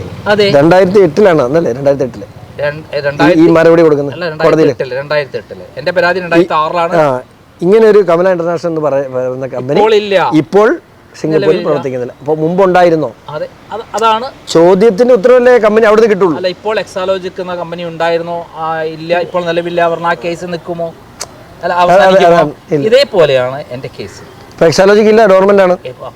ഷോൺ ശ്രദ്ധിക്കേണ്ട കാര്യം, ഷോൺ എന്ന് പറഞ്ഞാൽ കേരളത്തിലെ ഏറ്റവും ശക്തനായ ഒരു നേതാവിന്റെ മകനാണ്. ആ പിൻബലമെല്ലാം ഉണ്ട്. ഞാൻ ഒറ്റയ്ക്ക് പോരാട്ടി എന്നെ കൊല്ലുമെന്ന് പറഞ്ഞിട്ട് ഞാൻ അതിന് തയ്യാറായി കൊണ്ട് ഫൈറ്റ് ചെയ്തിട്ടാണ് അത് കൊണ്ടുവന്നത്. അപ്പോൾ അത്രയും കൃത്യതയുള്ള സംഭവം ആയതുകൊണ്ടാണ് ഞാൻ ഫൈറ്റ് ചെയ്തത്. അതേപോലെയാണ് ഷോൺ ഇപ്പോൾ ഫൈറ്റ് ചെയ്യുന്നത്. അപ്പോൾ ഇവിടെ എൻ്റെ ഒരു ചോദ്യം, നമ്മുടെ അന്വേഷണത്തിൻ്റെ ആദ്യത്തെ ഒരു ഘട്ടം എന്ന് പറയുന്നത് കോടതി രേഖകൾ വന്നു. സെക്കൻഡ് ഘട്ടം എന്ന് പറഞ്ഞാൽ ഈ കാര്യത്തിൽ ഇവർ SFIO ബാംഗ്ലൂരിൽ ഓഫീസിൽ, ചെന്നൈയിലാണ് അവർ ഓഫീസ്. ചെന്നൈയിലാണ് SFIയുടെ ഓഫീസ് ചെന്നൈയാണ്. ബാംഗ്ലൂരിൽ ഉണ്ടെന്നാണല്ലോ എൻ്റെ വിവരം. അവർ അതാത് സ്ഥലങ്ങളിൽ, ഇപ്പോൾ കൊച്ചിയിൽ വേണമെങ്കിൽ അവർക്ക് ഓഫീസ് പ്രവർത്തിക്കുന്നുണ്ടാകും, നമുക്കറിയില്ല. അവർ ROCകളുമായി ബന്ധപ്പെട്ട് അതാത് സ്ഥലത്ത് അവരുടെ ഓഫീസ് കോൺസ്റ്റിറ്റ്യൂട്ട് ചെയ്യും. അത് ശരിക്കും അവരുടെ ഓഫീസ് SFIയുടെ ചെന്നൈയിലാണ്. ഈ സ്ഥാപനം ബാംഗ്ലൂരിലാണ് എക്സാലോജിക്. അതെ. അപ്പം എന്തുകൊണ്ടാണ് എക്സാലോജിക്കിൻ്റെ ഉടമയായ വീണ വിജയനെ ബാംഗ്ലൂർ വെച്ച് ചോദ്യം ചെയ്തില്ല? ചോദ്യം ചെയ്തിട്ടില്ലല്ലോ ഇതുവരെ. ചോദ്യം ചെയ്തു എന്നുള്ള വാർത്തയാണ് പറഞ്ഞത്. അത് സത്യമല്ല. ഇതുവരെ ചോദ്യം ചെയ്തില്ല, നോട്ടീസ് കൊടുത്തിട്ടില്ല. അവരുടെ പേഴ്സണൽ അപ്പിയറൻസിന് നോട്ടീസ് സമൻസ് ചെയ്തിട്ടില്ല. അവരുടെ ഡോക്യുമെന്റ് വെരിഫിക്കേഷൻ ഇന്ന് വരെയുള്ള എൻ്റെ അറിവ് വെച്ച് മാധ്യമങ്ങളിൽ നിന്നും അല്ലെങ്കിൽ ഉദ്യോഗസ്ഥ തലത്തിൽ നിന്നും എനിക്ക് കിട്ടുന്ന അറിവനുസരിച്ച് പേഴ്സണലായിട്ട് അവരെ ചോദ്യം ചെയ്തിട്ടില്ല. ഡോക്യുമെന്റ് ഹാജരാക്കാൻ മാത്രം പറഞ്ഞാൽ അവരോട് 10-ാം തീയതി ഹാജരാക്കാൻ പറഞ്ഞു. അവർ 8-ാം തീയതി ഹർജി കൊടുത്തു. 10-ാം തീയതി നോട്ടീസ് കൊടുത്തു. 15-ാം തീയതിക്ക് മുമ്പ് ഹാജരാക്കണമെന്ന് പറഞ്ഞു. പക്ഷേ 16-ാം തീയതിയാണ് വിധി വന്നത്. 18-ാം തീയതി അവർ ഡോക്യുമെന്റ്സ് ഹാജരാക്കിയിട്ടുണ്ട്. 18-ാം തീയതിക്ക് മുമ്പായി. നേരിട്ട് ഹാജരായല്ലോ? ഇല്ല, നേരിട്ട് ഹാജരായിട്ടില്ല. എങ്ങനെ ഇല്ല, അഭിഭാഷകർ വഴിയായിരിക്കും ഡോക്യുമെന്റ് എത്തിച്ചു, അല്ലാതെ നേരിട്ട് കാണുകയൊന്നും ഇല്ല. ഓക്കെ, അത് എവിടെയാണ്? ബാംഗ്ലൂരാണോ ചെന്നൈയിലാണോ ഡോക്യുമെന്റ് ഹാജരാക്കി? എനിക്ക് അത്ര, ഞാൻ പറയല്ലോ, അന്വേഷണ സംഘത്തെ ഒരു പരിധിക്കപ്പുറം ഞാൻ ഫോളോ ചെയ്യുന്നു. ഞാൻ ഈ രാജ്യം ഭരിക്കുന്ന ഒരു പാർട്ടിയുടെ ഒരു പ്രതിയാണ്. അപ്പം അതുകൊണ്ട് തന്നെ ഒരു പരിധിക്കപ്പുറം SFIയുടെ അന്വേഷണത്തെ ഞാൻ ഫോളോ ചെയ്യുന്നത് വേറെ രീതിയിലുള്ള സംസാരങ്ങൾക്ക് എന്നേക്കാൾ കൂടുതൽ. ഇപ്പം കേരളത്തിലെ പ്രമുഖ 3 ചാനലുകൾ ഓരോ സെക്കൻഡിലും ഇതിനെ ഫോളോ ചെയ്യുന്നുണ്ട്. അപ്പം ഞാൻ ഇതിൻ്റെ പുറകെ ഒത്തിരി മെനക്കെട്ട് നടക്കുന്നതിനേക്കാൾ കൂടുതൽ നമുക്ക് ഫ്ലാഷ് ന്യൂസിൽ വരും കാര്യം. അത്രയും അവർ ഓരോ ദിവസവും അന്വേഷണ ഉദ്യോഗസ്ഥർ എവിടെയാണ് എന്താണെന്നൊക്കെ ഈ ചാനലുകൾ കൃത്യമായിട്ട് അന്വേഷിക്കുക. കാരണം ഇത്രയും പ്രമാദമായ ഒരു കേസായതുകൊണ്ട് അതിനുവേണ്ടി തന്നെ അവർ ആളെ വെച്ചിട്ടുണ്ട്. പിന്നെ ഞാൻ ഇതിൻ്റെ പുറകെ നടന്ന് അവരെ ഷോൺ ജോർജ് വരെ മുമ്പാകെ ഹാജരാവുക, ഡോക്യുമെന്റ് കൊടുക്കുകയോ ചെയ്തു? ഇല്ല, ഞാൻ SFIക്ക് അഡീഷണൽ ഡോക്യുമെന്റ്സ് ഞാൻ കൊടുത്തിട്ടുണ്ട്. അതെവിടെയാണ് കൊടുത്തത്? ഞാൻ ഓൺലൈനിൽ കൊടുക്കുകയാണ്. ഹാർഡ് കോപ്പിയും അയച്ചു കൊടുത്തിട്ടുണ്ട്. വീണ ത്രൂ കോർപ്പറേറ്റ് ഓഫീസ് മിനിസ്ട്രിയാണ് കൊടുത്തിട്ടുള്ളത്. താങ്കൾ ഇതുവരെയുള്ള അന്വേഷണത്തിൽ സംതൃപ്തനാണ് എന്നാണ്? 100%. കൃത്യമായിട്ടുള്ള മുന്നോട്ട് പോകുന്നുണ്ടെന്നാണ് വിശ്വസിക്കുന്നത്? 100%. ഈ നിമിഷം വരെ. ഇപ്പോൾ അന്വേഷണം ഹൈക്കോടതി ഉത്തരവ് വന്നിട്ടും ഇപ്പോൾ ഏകദേശം 15 ദിവസം പിന്നിട്ട് കഴിഞ്ഞു. പിന്നെ ഹൈക്കോടതി ഉത്തരവ് വന്നേതാ? മറ്റേ 16-ാം തീയതിയല്ലേ വന്നത്? അതെ. ഇത് വളരെ കോംപ്ലിക്കേറ്റ്. എൻ്റെ പരാതിയിൽ തന്നെ ഇവിടെ സെക്യൂരിറ്റി എക്സ്ചേഞ്ച് ബോർഡ് SEBIയുടെ ഇൻ്റർഫിയറൻസ് ഇമ്മീഡിയറ്റ്ലി ആവശ്യമാണ് ഒരു ഏജൻസി. രണ്ടാമത്തെ EDയുടെ ഇൻ്റർഫിയറൻസ് ആവശ്യമാണ്. CBIയുടെ ഇൻ്റർഫിയറൻസ് ആവശ്യമാണ്. ഇത് എത്ര ആക്ട് പ്രകാരമുള്ള ക്രൈം നടത്തിയിട്ടുണ്ട്. മിനറൽസ് ആക്ട്, ഞാൻ പറഞ്ഞില്ല, അറ്റോമിക് എനർജീസ് ആക്ട്. അങ്ങനെ ഇത് വളരെ കോംപ്ലിക്കേറ്റഡ് ആയിട്ടുള്ള ധാരാളം ഇഷ്യൂസിനെ കൈകാര്യം ചെയ്യേണ്ട ഒരു അന്വേഷണമാണ്. അതുകൊണ്ട് ഉണ്ടാണ്. അപ്പോൾ അതുകൊണ്ട് ഒരു സുപ്രഭാതത്തിൽ ചാടിക്കേറി ഈ സിനിമയിൽ കാണുന്ന പോലെ വീണനെ വിളിക്കുക, ചോദ്യം ചെയ്യുക, അറസ്റ്റ് ചെയ്യുക, മുഖ്യമന്ത്രി അറസ്റ്റ് ചെയ്യുക, അതൊന്നും അത്ര പെട്ടെന്ന് നടക്കേണ്ട കാര്യമില്ല. കാരണം ഇത് വളരെ ഗൗരവമുള്ളൊരു വിഷയമാണ്. അതിനെ മാത്രമല്ല, ഇതിനെ എന്തു കാണിച്ചാലും എത്ര ഇപ്പം എല്ലാ തെളിവുകളുമായിട്ട് വന്ന് അറസ്റ്റ് ചെയ്യുമ്പോഴും രാഷ്ട്രീയ പരേഡ് വന്ന് പറയുന്നൊരു സർക്കാരാണ്, അല്ലെങ്കിൽ കമ്മ്യൂണിസ്റ്റുകാരാണ്. മാത്രമല്ല ഇലക്ഷൻ നിൽക്കുന്നു, ഒരു മാസത്തിനിടയിൽ ഇലക്ഷൻ നിൽക്കില്ലേ.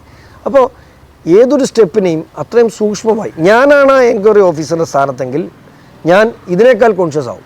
കാരണം എന്താണ്, എന്തു ചെയ്താലും ഇതിനെ മറ്റൊരു മാനം കാണും. കാരണം അങ്ങനെ മാനം കാണുന്നൊരു ടൈമാണ്. അതായത് ലോക്സഭ ഇലക്ഷൻ പടിവാതൊക്കെ നിൽക്കുന്നു. അല്ല, ഇലക്ഷൻ്റെ കാര്യം സമ്മതിച്ചു. ഇലക്ഷൻ്റെ സമയത്തും ധാരാളം സ്ഥലങ്ങളിൽ എൻഫോഴ്സ്മെൻറ്റ് റെയ്ഡും അതേപോലെയുള്ള അറസ്റ്റുകളും എല്ലാം നടന്നുകൊണ്ടിരിക്കുന്ന രാജ്യമാണ് ഇന്ത്യ. തീർച്ചയായിട്ടും. ആ സമയത്ത് കേരളത്തിൽ പല സംഭവങ്ങളുണ്ടായിട്ടും എല്ലാ പരിരക്ഷയോടുകൂടി കഴിഞ്ഞുകൂടിയാണ് നമ്മുടെ മുഖ്യമന്ത്രി. അല്ലാന്ന് പറയാൻ പറ്റില്ല. ലാവ്ലിൻ കേസ് 60 തവണ, അതായത് 32 തവണ ബെഞ്ച് വഴിയും 22 തവണ രജിസ്റ്റർ വഴിയും 6 കൊല്ലമായി മാറ്റിവെച്ചുകൊണ്ടിരിക്കുന്ന സംഭവമാണ്. അതിനുള്ള പ്രശ്നം ഹൈക്കോടതിയിൽ അനുകൂലമായ തീരുമാനത്തിന് അപ്പീലാണല്ലോ അവിടെ കിടക്കുന്നത്. അതെ, അപ്പീലാണെങ്കിലും അത് കേസ് വാദം നടക്കാൻ ഞങ്ങൾക്കിപ്പം സമയമില്ല എന്ന് പറഞ്ഞ് CBI തന്നെ മാറ്റിവെച്ചതാണല്ലോ. ഞാനത് ഇതിനു മുമ്പും എൻ്റെ നിലപാട് ഞാൻ ചേട്ടൻ്റെ അടുത്ത് തന്നെ പറഞ്ഞിട്ടുണ്ട്. അതിനെ സംബന്ധിച്ച് എനിക്കറിയില്ല. പക്ഷേ ഞാൻ പറഞ്ഞത് ഈ വിഷയത്തിൽ ഇവിടം വരെയും കൃത്യമായി പോകുന്നുണ്ട് എന്നുള്ള കാര്യത്തിൽ സംശയമില്ല. കൃത്യമായി പോകുകയേ പറ്റൂ. അത് അങ്ങനെയാണ് അതിൻ്റെ ഡോക്യുമെൻറ്റിൻ്റെ കിടപ്പ്. അതുകൊണ്ട് തന്നെ ഇനി ഞാൻ പറഞ്ഞില്ല, ഒരു സെക്കൻഡ് ഫേസിലേക്ക് പോകുന്ന കാര്യത്തിൽ അതിനകത്ത് ഇനി ഒത്തിരി ജോലികൾ ചെയ്ത് തീർക്കേണ്ടതായിട്ടുണ്ട്. അപ്പോൾ ആ സെക്കൻഡ് ഫേസ്, ഈ ഫസ്റ്റ് ഫേസ് ഫിനിഷ് ചെയ്യണം. ആ ഫിനിഷിങ് അവർ കൃത്യമായി ചെയ്യും എന്ന് തന്നെയാണ് എൻ്റെ വിശ്വാസം. കാരണം അവർ കഴിഞ്ഞ് വലിയ അന്വേഷണത്തിൻ്റെ കാര്യമൊന്നുമില്ല, അതിനകത്തെല്ലാം ഉണ്ട്. അതായത് രേഖകൾ PCIT നിന്നും അവരെടുത്തിട്ടുള്ള രേഖകൾ മാത്രം മതി. അതായത് വീണ വിജയൻ തന്നെ സ്വയം അഡ്മിറ്റ് ചെയ്ത രേഖകൾ പ്ലസ് ഡിജിറ്റലായിട്ടുള്ള രേഖകൾ, അതൊന്നും മാറ്റിമറിക്കാൻ ആർക്കും കഴിയില്ല. അത്രയ്ക്കും വളരെ ക്ലിയറാണ്. ആ രേഖകൾ തന്നെ ആദ്യഘട്ടത്തിൽ ഇവരെ കൊടുക്കാവുന്നതാണ്. 2021-22 കാലഘട്ടത്തിലാണ്. അല്ല, ഞാൻ പറയുന്നത് ഇപ്പോൾ വന്നിട്ടുള്ള, അതായത് കോടതി വിധി എന്ന് പറയുന്ന സംഭവം ഉണ്ടല്ലോ, ആദായ നികുതി കൃത്യമായി വന്നുള്ള അതിൽ വന്നിരിക്കുന്ന ഓർഡർ, അതിലാണല്ലോ ഈ ഓർഡർ ഇതെല്ലാം വന്നിരിക്കുന്നത്. അപ്പം ആ രേഖകൾ കൊണ്ട് തന്നെ ഇവർ കൃത്യമായി ഇതിനകത്ത് കുടുങ്ങും എന്നുള്ള കാര്യത്തിൽ സംശയമില്ല. രണ്ടാം ഘട്ടമാണ് പിന്നീട് താങ്കൾ പോകുന്നത്. മൂന്നാം ഘട്ടമാണ് അടുത്ത ഘട്ടത്തിലേക്ക് പോകുന്നത്. അതെത്തിച്ചേരുമ്പോൾ ഇന്ത്യ കണ്ടിട്ടുള്ള ഏറ്റവും വലിയ ഭീകരമായ കേസായി മാറും. തീർച്ചയായിട്ടും ശരിയാണ് ഞാൻ പറഞ്ഞത്. അതാണ് ഈ കേസിന്റെ ഇപ്പോഴത്തെ അവസ്ഥ. മാത്രമല്ല, ഒരു വലിയ സ്വത്തിനെ, ഒരു വലിയ, അതായത് രാജ്യത്തിനും സംസ്ഥാനത്തിനും വലിയ അസറ്റായി മാറേണ്ട ഒരു സ്വത്തിനെ ഏതാനും വ്യക്തികൾ ചേർന്ന് 2 പതിറ്റാണ്ട് കാലമായി കൊള്ള ചെയ്തുകൊണ്ടിരുന്ന ഒരു കൊള്ളയെ തടയിടുകയും അതിനെ ക്രിയാത്മകമായി ഉപയോഗിക്കാൻ കഴിയുകയും ചെയ്താൽ, അതായത് ലോകം ഇപ്പം മാറുന്നത് ഏറ്റവും വലിയ മാറ്റം എന്താണ്? പെട്രോളിയത്തിൽ നിന്നും ബാറ്ററിയുടെ യുഗത്തിൽ ഇലക്ട്രോണിക് യുഗത്തിലേക്ക് മാറുകയാണ്. അതുപോലെ AI രംഗത്തേക്ക്, ആർട്ടിഫിഷ്യൽ ഇൻ്റലിജൻസ് രംഗത്തേക്ക് മാറുകയാണ്. അവിടെയൊക്കെ ഏറ്റവും അധികം ആവശ്യമായിട്ടുള്ളത് മെറ്റീരിയൽ മിനറൽസ് ആണ്. ഈ മിനറൽ ഏറ്റവും വിലപ്പെട്ട സാധനമാണ്. ലോകത്തെ ഏറ്റവും വിലപ്പെട്ട സാധനമായി ഇനി മാറാൻ പോകുന്നത് മിനറൽസ് ആണ്. ആ മിനറൽസ് ചൂഷണം ചെയ്തുകൊണ്ടിരുന്ന ഒരിടത്താണ് നമ്മൾ കയറി ഇടപെട്ടിട്ടുള്ളത്. ഏറ്റവും പ്രധാനപ്പെട്ട കാര്യം, കാരണം ലോകത്തിൽ കിട്ടാത്ത വിലപിടിപ്പുള്ള പണം ജപ്പാനിലൂടെ ഉള്ളൂ സാധനം. ഏറെക്കുറെ ഇത്രയും ഇത് നമുക്ക് കിട്ടും. ആ സാധനമാണ്. ഞാൻ പറയില്ല, കൃത്യമായി ഖനനം ചെയ്താൽ 1 വർഷം കൊണ്ട് കേരളത്തിൻ്റെ കടം തീരും. താങ്കൾ കണ്ണു പോകുന്നത് അതിലേക്കാണ്. അവിടെയും പ്രശ്നമുണ്ട്. ചേട്ടൻ തന്നെ അറിയാവുന്നത്, അവിടെ പരിസ്ഥിതി വലിയ പ്രശ്നമാണ്. ആ പരിസ്ഥിതിയെ നശിപ്പിക്കാതെ വേണം അത് ചെയ്യാൻ. താങ്കൾ ചെയ്യുന്നത് നശിപ്പിച്ചുകൊണ്ടാണ്. ഇപ്പൊ ചെയ്യുന്നത് നശിപ്പിച്ചുകൊണ്ടാണ്. കിട്ടുന്ന വാരി എടുക്കുക, അടിച്ചെടുക്കുക എന്നുള്ളത്. അതാണ് പ്രാദേശികമായി അവിടുത്തെ ആളുകൾക്കുണ്ടാകുന്ന പ്രശ്നം. ഇപ്പോൾ അവിടെയുള്ള ആളുകൾക്ക് പുനരധിവാസം ഉൾപ്പെടെയുള്ള കാര്യങ്ങൾ ഒന്നും ചെയ്തിട്ടില്ല. കുട്ടനാടിൻ്റെ സ്പിൽവേയിലൂടെ കുട്ടനാട്ടിലേക്ക് ഒരു വെള്ളം കയറുക, ഉപ്പുവെള്ളം കയറുക, കുട്ടനാടെ കൃഷി മുഴുവൻ നശിപ്പിക്കുന്ന സാഹചര്യം ഉണ്ടായി. അത് തടയാൻ വേണ്ടി അതിൻ്റെ പേരിലാണല്ലോ ഈ കള്ളത്തരം മുഴുവൻ കാണിച്ചു കൂട്ടുന്നത്. സ്വാമിനാഥൻ കമ്മീഷൻ റിപ്പോർട്ട് അത് പ്രകാരം സ്പിൽവേ ശരിക്കും പറഞ്ഞാൽ പൊളിച്ചു പണിയണം. സ്പിൽവേ പൊളിച്ചു പണിയാൻ ഞാൻ ഒത്തിരി എക്സാജറേറ്റഡ് ആയിട്ട് പറയുന്നത് ഡീപ്പായിട്ട് താങ്കൾ പഠിക്കുന്നു എന്നുള്ളതാണ്. വെച്ചാൽ സ്പിൽവേ ഫിൽറ്റർ ചെയ്യുന്ന സിസ്റ്റം ഉണ്ട്. അതായത് വെള്ളം അങ്ങോട്ടും ഇങ്ങോട്ടും ഫ്ലോ ചെയ്യും, ഇത് ഫിൽറ്റർ ചെയ്ത് ഉപ്പ് വെള്ളം ഇങ്ങോട്ട് കയറാൻ പറ്റാത്ത സ്ഥിതിയാകുകയും ചെയ്യുന്നത്. ഞാനതിന് ഇൻ്റർനാഷണൽ ലെവലിൽ എനിക്ക് എൻ്റെ കൂടെ കുറച്ച് സയൻറ്റിസ്റ്റുകൾ ഇതുമായി ബന്ധപ്പെട്ട് എൻ്റെ കൂടെ വന്ന് കൂടിയിട്ടുണ്ട്. ഞാൻ അവരുമായിട്ട് സംസാരിച്ച അമേരിക്കൻ സയൻറ്റിസ്റ്റാണ് അദ്ദേഹം എന്നോട് പറഞ്ഞൊരു കാര്യമുണ്ട്. സ്പിൽവേയുടെ നീളം എന്ന് വെച്ചാൽ 600 കോടി രൂപയ്ക്ക് ആ സ്പിൽവേ പൂർണ്ണമായി നീക്കം ചെയ്ത് വെള്ളം ഫ്ലോ ചെയ്യുന്ന രീതിയിൽ തന്നെ അവിടെ ഫിൽറ്റർ ചെയ്യാൻ പറ്റും. ഈ ടോട്ടൽ വെള്ളത്തെ ഫിൽറ്റർ ചെയ്യാൻ പറ്റുന്ന സിസ്റ്റം ഉണ്ടാക്കാം. ഉപ്പില്ലാതെ ഉപ്പ് ഇങ്ങോട്ട് കയറാതെ സിസ്റ്റം ഉണ്ടാക്കാം. അപ്പം ലോകത്ത് ആധുനികമായ ഒത്തിരി സിസ്റ്റംസ് ഉണ്ട്. അതിന് അവിടെ പരിസ്ഥിതിക്ക് കുഴപ്പമില്ല. അത് ഈ മണൽ എടുത്തതിന് ശേഷം മണൽ എടുക്കും തോറും മണൽ ഡംപ് ചെയ്തുകൊണ്ടിരിക്കണം. അവിടെ പരിസ്ഥിതി പ്രവർത്തകർ എടുക്കുക, അവിടെ തന്നെ വേറെ ഡംപ് ചെയ്യണം. കാരണം അത്രയും അവിടെ മാറ്റം ഉണ്ടാവാൻ പാടില്ല. ഒരു തൊട്ടി JCB കൂരിയ ഒരു തൊട്ടി തിരിച്ചു വരണം. അതില്ലാതെ ഇങ്ങോട്ട് എടുത്തുണ്ടാവും മാത്രമാണ് അത് പോകുന്നത്. എവിടെയൊക്കെ പോയിട്ട് എവിടുന്നൊക്കെയോ പോവാണ് തിരിച്ച്. അപ്പോൾ അവിടെ മാത്രമല്ല പൊതുമേഖലയിൽ തന്നെ 12 ഐറ്റം മിനറൽസ് ഇപ്പോൾ ഉണ്ടെന്നാണ് പറയുന്നത്. നമ്മൾ ഇതുവരെ എടുക്കുന്ന 3, ബാക്കി 9 തിരിച്ചിടുകയാണ്. അപ്പോൾ ലോകത്തുള്ള വ്യവസായ സ്ഥാപനങ്ങളൊക്കെ ഇങ്ങോട്ട് ക്ഷണിക്കുക, ഇവിടെ വന്ന് വ്യവസായങ്ങൾ തുടങ്ങണമെന്ന് പറയുക, വ്യവസായ വളർച്ചയ്ക്ക് വേണ്ടി ഇവിടെ മീറ്റുകൾ നടത്തുക. എന്തിനാ വേറെ ഇടത്തും പോകുന്നത്? നമ്മുടെ നാട്ടിലുള്ള ഈ മിനറൽസിനെ പ്രോസസ്സ് ചെയ്യാൻ നമുക്ക് ഇതുവരെ ഒരു പൊതുമേഖലാ സ്ഥാപനമില്ല. ഉണ്ടായിരുന്നെല്ലാം പൂട്ടിപ്പോയി. ഇവിടെ തന്നെ ഇതിനകത്ത് തന്നെ എടുത്തിട്ടുണ്ട് ഗ്ലാസ് ബിൽഡ് ചെയ്യുന്ന ഒരു കമ്പനി ഉണ്ടായിരുന്നു, കേരള സർക്കാരിൻ്റെ പൊതുമേഖലാ സ്ഥാപനം. അതൊക്കെ പൂട്ടിപ്പോയി. അപ്പോൾ നമുക്ക് പ്രകൃതി തരുന്ന സാധനത്തെ കൃത്യമായി ഉപയോഗിക്കാനുള്ള സിസ്റ്റം നമുക്കുണ്ടാകുന്നില്ല. ഇപ്പോൾ ഈ സ്വാമിനാഥൻ കമ്മീഷൻ്റെ റിപ്പോർട്ട് പ്രകാരം സ്പിൽവേ പുതുക്കി പണിയുക, ഈ പുഴിമുഖത്തിൻ്റെ ചുറ്റും വെള്ളം ഇങ്ങോട്ട്, അതായത് ഇത് ഇങ്ങോട്ട് കയറാതിരിക്കാൻ പുലിമുട്ട് സ്ഥാപിക്കുക. 2, ഇതിൻ്റെ പോകുന്ന വഴിക്കുള്ള 700 മീറ്റർ ട്രെഡ്ജ് ചെയ്ത് ക്ലീനാക്കുക. പുഴിമുഖത്തെ മണൽ മാറ്റുക. ഈ പുഴിമുഖത്തെ മണൽ മാറ്റം മാത്രമേ നടത്തുന്നുള്ളൂ. അത് അവിടെ നിന്നാണ് കരിമല അടിച്ചുകൊണ്ട് പോകുന്നത്. ബാക്കിയുള്ള 3 കാര്യവും ആ കമ്മീഷനിൽ അവർ വിട്ടു. അപ്പോൾ കമ്മീഷൻ റിപ്പോർട്ടിൽ പറഞ്ഞ അവർക്ക് ആവശ്യമുള്ള ലാഭമുള്ള കർത്തായ്ക്ക് ആവശ്യമുള്ള കാര്യം മാത്രം ചെയ്യുന്നുണ്ട്. കണക്കില്ല. ഇത് എത്ര മെട്രിക് ടൺ അവിടെ നിന്ന് കൊണ്ടുപോയി കണക്കില്ല.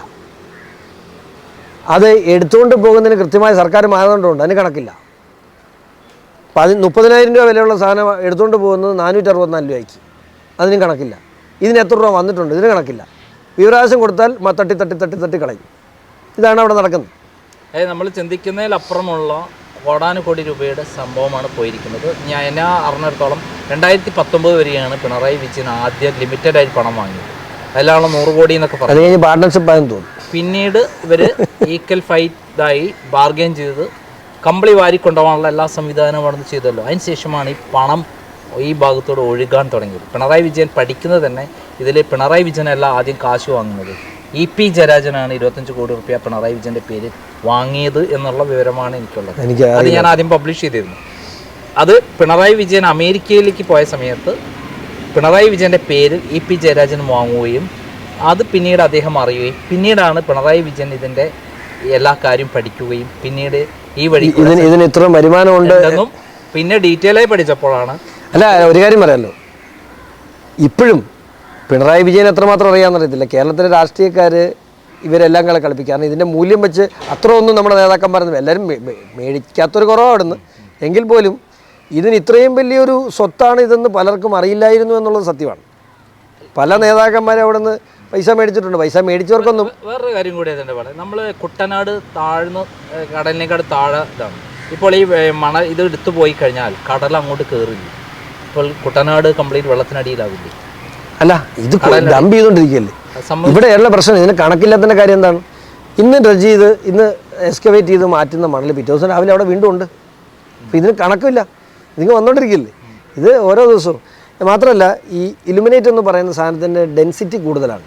ഇലുമിനേറ്റ് അടിയിലാണ്, മുകളിലത്തെ മണലല്ല കിട്ടുന്നത്. ഇത് ഡെൻസിറ്റി കൂടുതലായതുകൊണ്ട് മണലിനിടയിൽ നിന്ന് ഇത് താഴോട്ട് പോകും. താങ്കൾ എൻ്റെ അഭിപ്രായത്തിൽ താങ്കൾ ഞാൻ പഠിച്ചിടത്തോളം താങ്കൾ CMRന് എതിരല്ല, CMRന് അനുകൂലമാണ് ഞാൻ.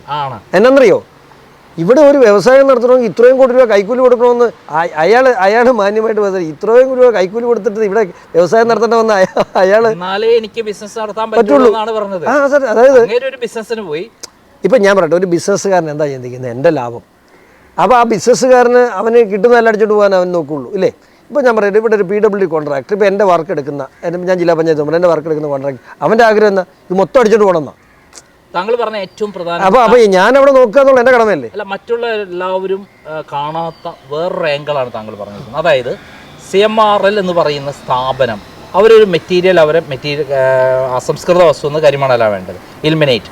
അത് കിട്ടാൻ വേണ്ടി ഇവിടെയുള്ള എല്ലാവർക്കും പണം കൊടുത്ത് മുഖ്യമന്ത്രിക്കും മകൾക്കും അവർ പറയുന്ന ജപ്പാനിൽ നിന്ന് കിട്ടുന്നതിനേക്കാൾ വില കുറച്ച് ഇവിടെ കിട്ടുമെന്ന് അവർക്ക് മനസ്സിലായി. അത് മാത്രമല്ല, അവിടെ അല്ലെങ്കിൽ അവിടെ CPM-കാർ തടഞ്ഞു വെക്കും, ഗുണ്ടകൾ തടഞ്ഞിട്ടുണ്ട്. അതെ, ഇപ്പൊ അതൊന്നും ആവശ്യമില്ല, അവരെന്നെ എടുത്ത് ഇവിടെ കൊണ്ടുതരും, അവർക്കുള്ള കൊടുത്താൽ മതി. ശരിക്കും അദ്ദേഹം ഒരു ബിസിനസ്സുകാരന് നേരിടുന്ന മാത്രമല്ല, പ്രഥമ നോക്കുമ്പോൾ അവിടുന്ന് മാറാനുള്ള അധികാരം KMML-നും IREL-നും ഉള്ളൂ. അവർ എടുത്തോണ്ട് പോകുന്നു. ലോറി എങ്ങോട്ട് പോകുന്നു ആർക്കും അറിയത്തില്ലല്ലോ. ഇതിന് കണക്കില്ലല്ലോ, വരുന്നതിന് കണക്കില്ലല്ലോ.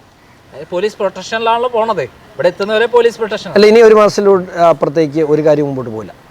അതായത് എന്തായാലും ഇതിനൊരു വേറൊരു ലെവലിലേക്ക് കാര്യങ്ങൾ കൊണ്ടുപോവുകയും കേരളത്തെ സംരക്ഷിക്കാനുള്ള വലിയ ഒരു സമ്പത്തായി കേന്ദ്ര ഗവൺമെൻറ് തന്നെ ഇടപെടാൻ സാധ്യതയുണ്ട് എന്നുള്ളതാണ് താങ്കൾ പറഞ്ഞതിൻ്റെ അർത്ഥം. മൈൻസ് ആൻഡ് മിനറൽസ് വകുപ്പിൽ തന്നെ കൃത്യമായ ഇതിൻ്റെ കാര്യങ്ങളൊക്കെ അറിയിച്ചിട്ടുണ്ട്. അല്ല, ഈ ഇത്തരത്തിലുള്ള അറ്റോമിക് പദാർത്ഥങ്ങൾ കൈകാര്യം കേന്ദ്ര ഗവൺമെൻറ് ഏജൻസികൾക്ക് മാത്രമേ പറ്റുള്ളൂ. അത് വേറെ ആർക്ക് തൊടാനുള്ള അധികാരം, തൊടാൻ അവകാശമില്ല. അത് ഒഫീഷ്യൽ ബിസിനസ് ചെയ്യാനല്ല, അത് തൊടാൻ അവകാശമില്ല. സർക്കാർ കേന്ദ്ര ഗവൺമെൻറ് സർക്കാരിൻ്റെ സ്വത്താണത്. മാത്രമല്ല, ഒഫീഷ്യൽ സീക്രട്ട് ആക്ടിൻ്റെ വയലേഷനായിട്ട് വരും. വന്നു കഴിഞ്ഞാൽ ജീവിതകാലം മുഴുവൻ ജയിലിൽ കിടക്കുന്ന സംഭവമാണ്.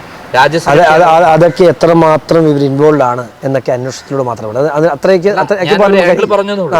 അല്ല പറഞ്ഞത്, അതിൽ ഇൻവോൾവ് ആണെങ്കിൽ ജയിലിടിഞ്ഞാൽ പുറത്തു വരില്ല. ഇതിനെ ഈ പറയുന്ന കാര്യങ്ങളിലൊക്കെ ഇൻവോൾവ് ആണെങ്കിൽ ഇതിൻ്റെ മാർക്കറ്റിംഗ്, ആറ്റോമിക് എനർജിയുമായി ബന്ധപ്പെട്ട സാധനങ്ങൾ ഇവിടുന്ന് അവർ മാർക്കറ്റ് ചെയ്തിട്ടുണ്ടെങ്കിൽ ഇവിടുന്ന് അത് തിരിച്ചെടുത്തിട്ട് അത്തരം കാര്യങ്ങൾ, അത്തരം മിനറൽസുകൾ ഇവിടുന്ന് അവർ എന്തെങ്കിലും തരത്തിലുള്ള ബിസിനസ് ചെയ്തിട്ടുണ്ടെങ്കിൽ ജയിലിടിഞ്ഞാൽ പുറത്തു വരില്ല. ഇനി അടുത്തൊരു കാര്യം, അത് സംബന്ധിച്ചു ആ പറയുന്ന ആംഗിൾ വളരെ ഇഷ്ടപ്പെട്ടതുകൊണ്ടൊക്കെ നമുക്ക് പലതും ചിന്തിക്കാം. പക്ഷേ അതിലുപരിയായിട്ട് നമ്മൾ കാണുന്ന ഒരു കാര്യം, ഇപ്പം നേരത്തെ പറഞ്ഞൊരു കാര്യം, ഉർവശി ശാപോപകാരം പിതാവിനെ അറസ്റ്റ് ചെയ്യാൻ വന്നുകൊണ്ടാണ് താങ്കൾ അതിനെ പോരാട്ടത്തിന് ഇറങ്ങി ഇവിടെ എത്തിച്ചേർന്നത്.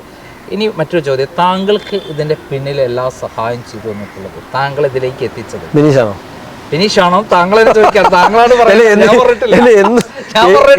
എന്നും ഈ ചോദ്യം എല്ലാരും ചേട്ടനല്ല ഈ കാളവാലി വെക്കുമ്പോഴേ കാര്യം എല്ലാ ചാനലിലും ഒരു ചോദ്യം ഇതാ. അല്ല, ചോദിക്കുമെന്ന് എനിക്കറിയാലോ. ഇതിന്റെ പുറകിൽ എല്ലാ സഹായം ചെയ്തതെന്ന് ബിനീഷല്ലേ. ഇതെല്ലാ ചാനലിലും അവസാനത്തെയോ ആദ്യത്തെയോ ഒരു ചോദ്യം ഇതാണ്. അതുകൊണ്ട് ഞാൻ അങ്ങോട്ട് പറയാൻ പോയ ചോദ്യം അതല്ല, വളരെ വ്യക്തമായി. താങ്കൾ ഈ കേസുമായി മുന്നോട്ട് പോയി, എന്നാൽ ഇതിന് മുമ്പ് ഇതേ കേസുമായി വേറെ ലെവലിൽ പോയ ഒരാളുണ്ട്, മാത്യു കുഴൽനാടൻ.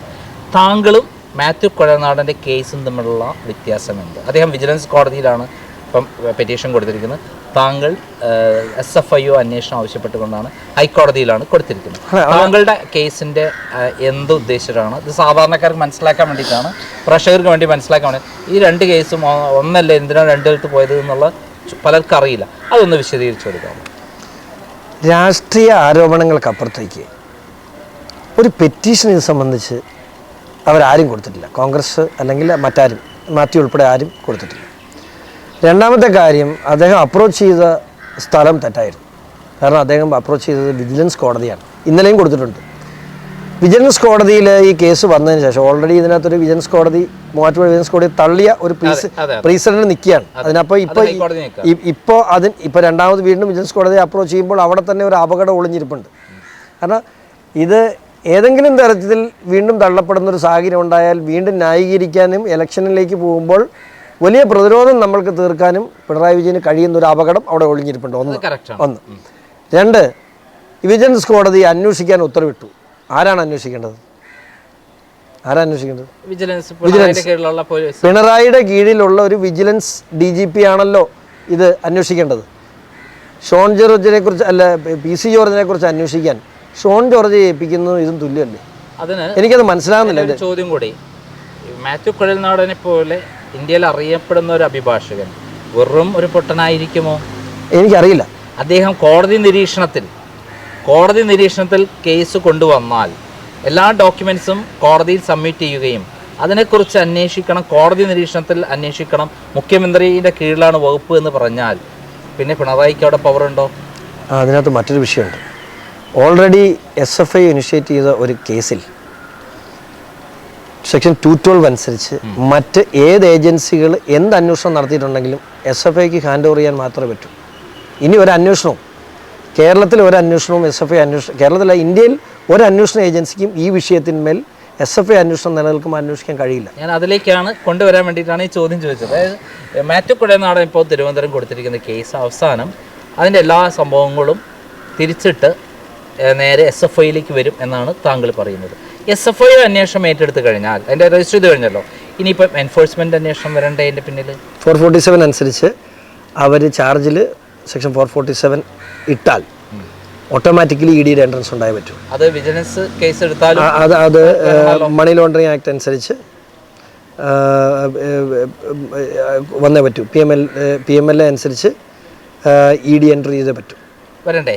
അപ്പം ഇത് കൃത്യമായിട്ടുള്ള ഒരു വേറെ ആംഗിളിലേക്ക് പോകണം. താങ്കളുടെ കേസ് അന്വേഷണം എൻഫോഴ്സ്മെൻറ്റ് ഇതിലേക്ക് പോകും. അതായത് പിണറായി വിജയൻ 100 കോടി രൂപ വാങ്ങി എന്ന് പറയുന്ന ഒരു സംഭവത്തിന് തെളിവാണല്ലോ ഇപ്പം നമ്മുടെ മാത്യു കുഴൽനാടൻ തിരുവനന്തപുരം കോടതിയിൽ എത്തിച്ചിരിക്കുന്നത്. താങ്കൾ അങ്ങനെ പറഞ്ഞിട്ടില്ല, എത്ര മേടിച്ചു എന്ന് താങ്കൾ പറഞ്ഞിട്ടില്ല. പക്ഷേ അങ്ങനെ ഒരു സംഭവമാണ് അദ്ദേഹം എത്തിച്ചിരിക്കുന്നത്. അത് തീർച്ചയായിട്ടും എൻഫോഴ്സ്മെൻറ്റ് കേസിൽ കൃത്യമായി വരുന്നതല്ലേ? എൻഫോഴ്സ്മെൻറ്റ് കേസിൽ അവർക്ക് രേഖകളുണ്ടെങ്കിൽ ഏത് അന്വേഷണത്തിൻ്റെ ഇപ്പോൾ മാത്യു കൊടുത്തിട്ടുള്ള രേഖകൾ ഇപ്പോൾ 100 കോടി കൈപ്പറ്റി എന്ന് പറഞ്ഞ് മാത്യുവിൻ്റെ കയ്യിൽ എന്തെങ്കിലും രേഖയുണ്ടെങ്കിൽ തീർച്ചയായിട്ടും മാത്യു ഇത് ചെയ്യേണ്ടത് SFIക്ക് കൈമാറുകയാണ്. SFI ഓൾറെഡി അതിൻ്റെ അന്വേഷണത്തിലല്ലേ. താങ്കൾ പറഞ്ഞ SFIക്ക് തന്നെ ഹാൻഡ് ഓവർ ചെയ്യാം. ഇപ്പം EDക്ക് ഇപ്പോൾ ഹാൻഡ് ഓവർ ചെയ്യണമെന്നില്ല. SFI അത് ഓട്ടോമാറ്റിക്കലി EDയുടെ എൻട്രൻസ് വരുന്ന സമയത്ത് ആ ചാർജിൽ ഉൾപ്പെടുത്തി കൊടുക്കാമല്ലോ. താങ്കൾ നേരത്തെ പറഞ്ഞ പേര് ഞാൻ പറയുന്നില്ല, അദ്ദേഹത്തെ എന്തിനു പറയാതിരിക്കുന്നത്? എനിക്കൊന്നും വിളിക്കാനില്ല. അല്ല, ഞാൻ അവൻ ഏതെങ്കിലും തരത്തിൽ എന്നെ പറഞ്ഞ പേര് നിൽക്കണം. അപ്പം താങ്കൾ അദ്ദേഹത്തെ നേരത്തെ അറസ്റ്റ് ചെയ്തിരുന്നു, ജയിലിൽ അടച്ചിരുന്നു, 1 വർഷത്തോളം ജയിലിൽ കിടക്കേണ്ടി വന്നിരുന്നു. ഇതിന്റെ പിന്നിൽ വീണ വിജയനായിരുന്നു എന്നുള്ള ആരോപണം നിലനിൽക്കുന്ന അറിയാലോ. ഒരു കാലത്ത് എന്നോട് അങ്ങനെ പറഞ്ഞിട്ടില്ല കേട്ടോ. എന്നോട് അങ്ങനെ ഞാൻ ആ കേസിൻ്റെ സമയത്തൊക്കെ എന്നെ കൊണ്ട് പറ്റുന്ന രീതിയിലൊക്കെ നിയമപരമായ എല്ലാ സഹായങ്ങളും ചെയ്തു തരാൻ ഞങ്ങളെല്ലാ സുഹൃത്തുക്കളും അതിനോടൊപ്പം നിന്നാണ്. ഒരു കാരണവശാലും 1 വർഷം ജയിലിൽ കിടക്കേണ്ടവനല്ല. അത് കുറേ കേസ് നടത്തിപ്പിലൊക്കെ കുറേ വീഴ്ചകൾ സംഭവിച്ചുകൊണ്ടാണ് കിടന്നത്. അല്ലെങ്കിൽ അതിനു മുമ്പേ ഇപ്പോൾ അതിനകത്ത് കുറ്റമുക്തനാക്കിയതിൽ ഹൈക്കോടതി തന്നെ ഇടപെട്ടിട്ടുണ്ട്. ഞാൻ പറഞ്ഞത് ഈ വിഷയവുമായി ബന്ധപ്പെട്ട് ഞാൻ പറഞ്ഞല്ലോ, എനിക്ക് എൻ്റെ രാഷ്ട്രീയം അറിയാവുന്ന ആളുകൾക്ക് കൃത്യമായിട്ട് എനിക്ക് ആരുടെ ഒച്ചാൻ ആവശ്യമില്ല ഇതിനകത്ത്. ആരുടെ ഒരു മനസ്സിലായി ഇതിനകത്തുള്ള ഇത് ഒരു പബ്ലിക് ഡോക്യുമെൻറ്റിൽ നിന്നാണ് എൻ്റെ അന്വേഷണം ആരംഭിച്ചത്. ആ പബ്ലിക് ഡോക്യുമെൻറ്റിൽ നിന്ന് പുറകോട്ടാണ് ഞാൻ പോയത്, മുമ്പോട്ടല്ല പോയത്. ആ പബ്ലിക് ഡോക്യുമെൻ്റാണ് എൻ്റെ എക്സിബിറ്റ് 1. അവിടെ നിന്നാണ് ഞാൻ തുടങ്ങിയത്. അതായത് ബിനീഷ് കോടിയേരി എന്ന് പറയുന്ന വ്യക്തി കേരളത്തിലെ രാഷ്ട്രീയ ഉദ്യോഗസ്ഥ മേഖലയിൽ അസാധാരണ ബന്ധമുള്ള വ്യക്തിയാണ്. അദ്ദേഹത്തിന് പല സംഭവങ്ങളും നിമിഷ നേരങ്ങളിൽ കിട്ടാനുള്ള കഴിവുണ്ട്. ആ ലെവലിൽ അദ്ദേഹം താങ്കളെ സഹായിച്ചിരുന്നു എന്ന് പറയുന്ന ആരോപണം എവിടെയെങ്കിലും ശരിയായി വരുന്നുണ്ടോ? ഒരിക്കലുമില്ല. കാരണം എനിക്ക് ഉദ്യോഗസ്ഥലത്തിൽ നിന്ന് ഞാൻ പറഞ്ഞില്ലേ, 9-ാം മാസം മുതൽ ഡിസംബർ മാസം ഞാൻ ഇത് ഫയൽ ചെയ്യുന്നോടം വരെ എനിക്ക് എല്ലാ ദിവസവും ഓരോ ഡോക്യുമെൻ്റ് വരും. നമ്മുടെ റിസർച്ചിൽ തന്നെ നമുക്ക് എല്ലാ ദിവസവും ഓരോ ഡോക്യുമെൻ്റ് കിട്ടിയിരുന്നു. എല്ലാ ദിവസവും എവരിഡേ എനിക്ക് അങ്ങോട്ട് കൊടുക്കാനും ഓഫീസിൽ നിന്ന് ഇങ്ങോട്ട് തരാൻ ഓരോ ഡോക്യുമെൻ്റ് ഉണ്ട്. അത്രയും മാത്രം നമുക്ക് ഓരോ ദിവസം നമ്മുടെ റിസർച്ച് ചെയ്ത് തന്നെ നമ്മൾ ഓരോ ഡോക്യുമെൻറ്റ്സ് കിട്ടിയിരുന്നു. ഞാൻ പറഞ്ഞില്ലേ, എനിക്ക് ഉദ്യോഗസ്ഥർക്ക് നിങ്ങൾക്ക് അറിയാൻ പറ്റില്ല. ഇപ്പോൾ പിന്നെ ആളുകൾക്ക് കുറച്ചുകൂടി ധൈര്യമുണ്ട്. കാരണം എന്താ, എന്നെപ്പോലും ആളുകൾക്ക് ഒരു സ്റ്റേജ് വരെ വിശ്വാസമില്ലായിരുന്നു. കാരണം ഇത് എവിടെയെങ്കിലും കോംപ്രമൈസ് ആവുമോ എന്നൊരു പേടി. പിണറായി വിജയനെതിരെ ഒരു തെളിവുകൊണ്ട് കൊടുക്കാൻ ഞാൻ പറയട്ടെ, ഇന്നലെയും സെക്രട്ടേറിയറ്റിലെ ഉദ്യോഗസ്ഥർക്ക് ഇന്നലെ പോലും അവർക്ക് പലപ്പോഴും പേടിയാണ് പല കാര്യങ്ങളും. സെക്രട്ടേറിയറ്റ് ഉദ്യോഗസ്ഥർക്ക് ഇപ്പോഴും പേടിയുണ്ട്. ഞാൻ പറഞ്ഞില്ല, പല സോഴ്സുകളും നമ്മൾ ഡോക്യുമെൻറ്റുകൾ കിട്ടാൻ നമ്മൾ ഉപയോഗിക്കാറുണ്ട്. ആ പല സോഴ്സിലും 5 പേരെ സമീപിക്കുമ്പോൾ ഒരാളാണ് ധൈര്യപ്പെടുന്നത്. നമുക്കിത് ഓൺലൈൻ കിട്ടുന്നതാണോ, നമുക്ക് വിവരാവകാശം പെട്ടാൽ ഇത് തന്നേ പറ്റുള്ളൂ. വിവരാവകാശം വെച്ചാൽ തരേണ്ട ഡോക്യുമെൻ്റ് അതിന് മുമ്പേ നമുക്ക് കാര്യങ്ങൾ പഠിക്കാൻ വേണ്ടി നമ്മളല്ലാതെ എടുക്കും. പക്ഷേ ഞാൻ പറഞ്ഞത് അങ്ങനെ പോലും ഉദ്യോഗസ്ഥർക്ക് വലിയ ഭയമാണ് പിണറായി. എന്താകും അവരുടെ അവസ്ഥ എന്ന് അവർക്കറിയത്തില്ല. ഷോൺ ജോർജ് എവിടെയെങ്കിലും സെറ്റിലായാലോ? അപ്പം ഒരാൾക്ക് നമ്മളെ എത്രമാത്രം പിണറായിയെ പോലെ ശക്തനായ ഒരു മുഖ്യമന്ത്രിയുടെ മുമ്പിൽ ഷോൺ ജോർജ് സെറ്റിലായില്ലെങ്കിൽ ഷോൺ ജോർജ് വീണാലോ? ഇതെല്ലാം അവരെ സംബന്ധിക്കുക, അവർ കൺസേൺഡാണ്.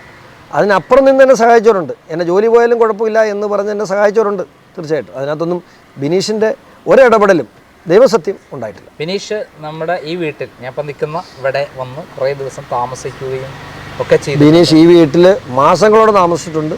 ഞാൻ ബിനീഷിൻ്റെ വീട്ടിൽ മാസങ്ങളോടെ താമസിച്ചിട്ടുണ്ട്. ഞാൻ തിരുവനന്തപുരത്ത് AK സെൻറ്ററിലെ അവൻ്റെ ഫ്ലാറ്റിലാണ് ഞാൻ ഉച്ചയ്ക്ക് ഏറ്റവും കൂടുതൽ, ഞാൻ തിരുവനന്തപുരത്തുള്ള കാലത്ത് ഞാൻ ഏറ്റവും കൂടുതൽ ഉച്ചയ്ക്ക് ചോറിട്ടുള്ളത് ബിനീഷിൻ്റെ വീട്ടിലായിരിക്കും. കാരണം ആൻറ്റിയുടെ മീൻകറി ഞങ്ങൾക്ക് വലിയ ഇഷ്ടമാണ്.